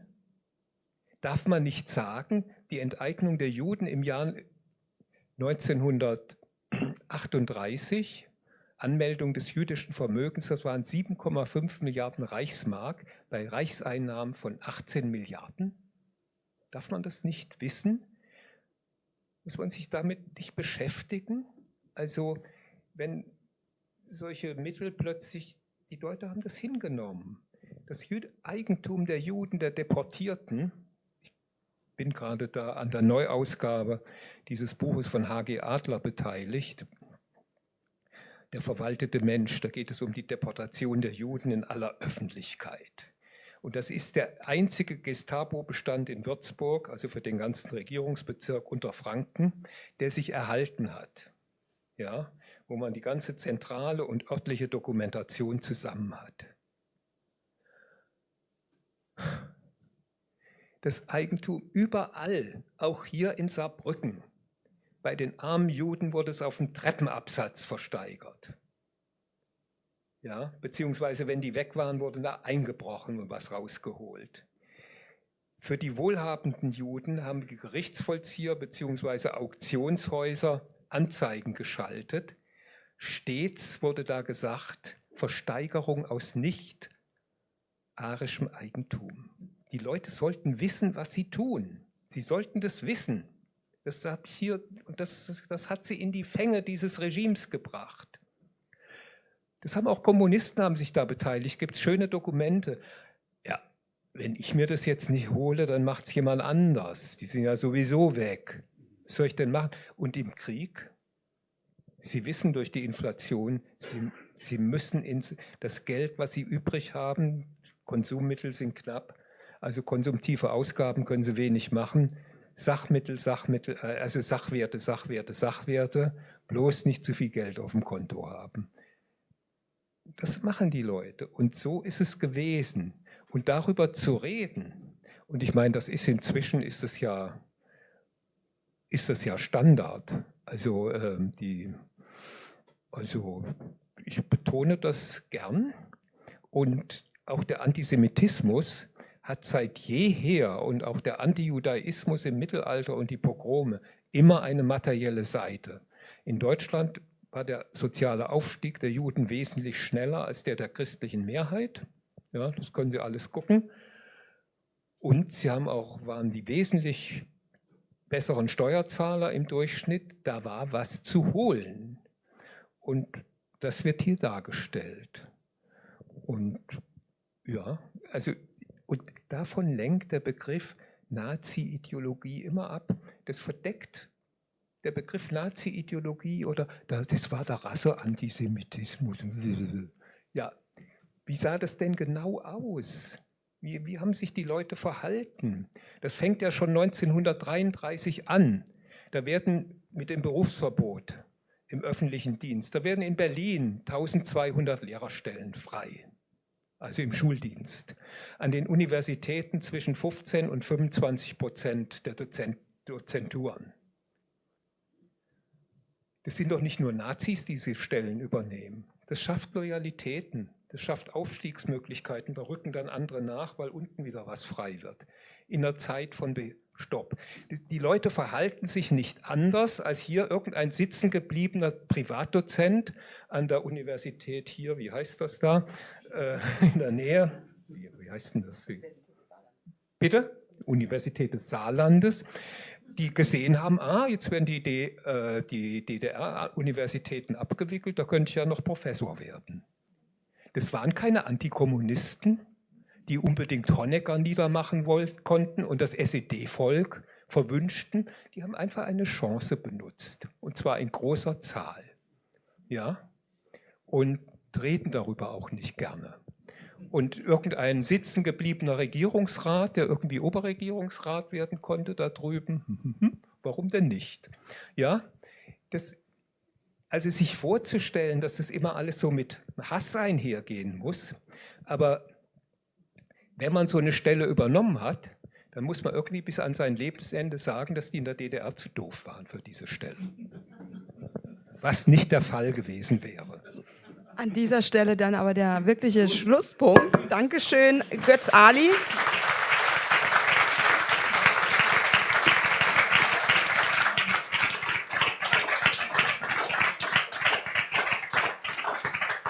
Ja, ich danke Ihnen ganz herzlich, dass Sie so viele Spuren auf Ihr Buch auch im Vortrag gelegt haben, dass Sie haben es gesagt, in die Lücken hineingeschrieben haben, zum Widerspruch, zum Nachdenken einladen.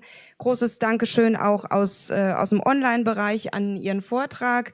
Ich danke Ihnen, dass Sie bei diesen Temperaturen über 30 Grad zu uns gekommen sind. Mittlerweile ist es hier auch gut warm.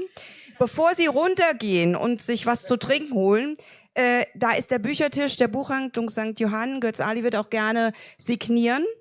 Und solange er die Hitze noch aushält. Und ansonsten herzliche Einladung zum Umtrunk. Vielen Dank an Sie. Noch einen schönen Abend.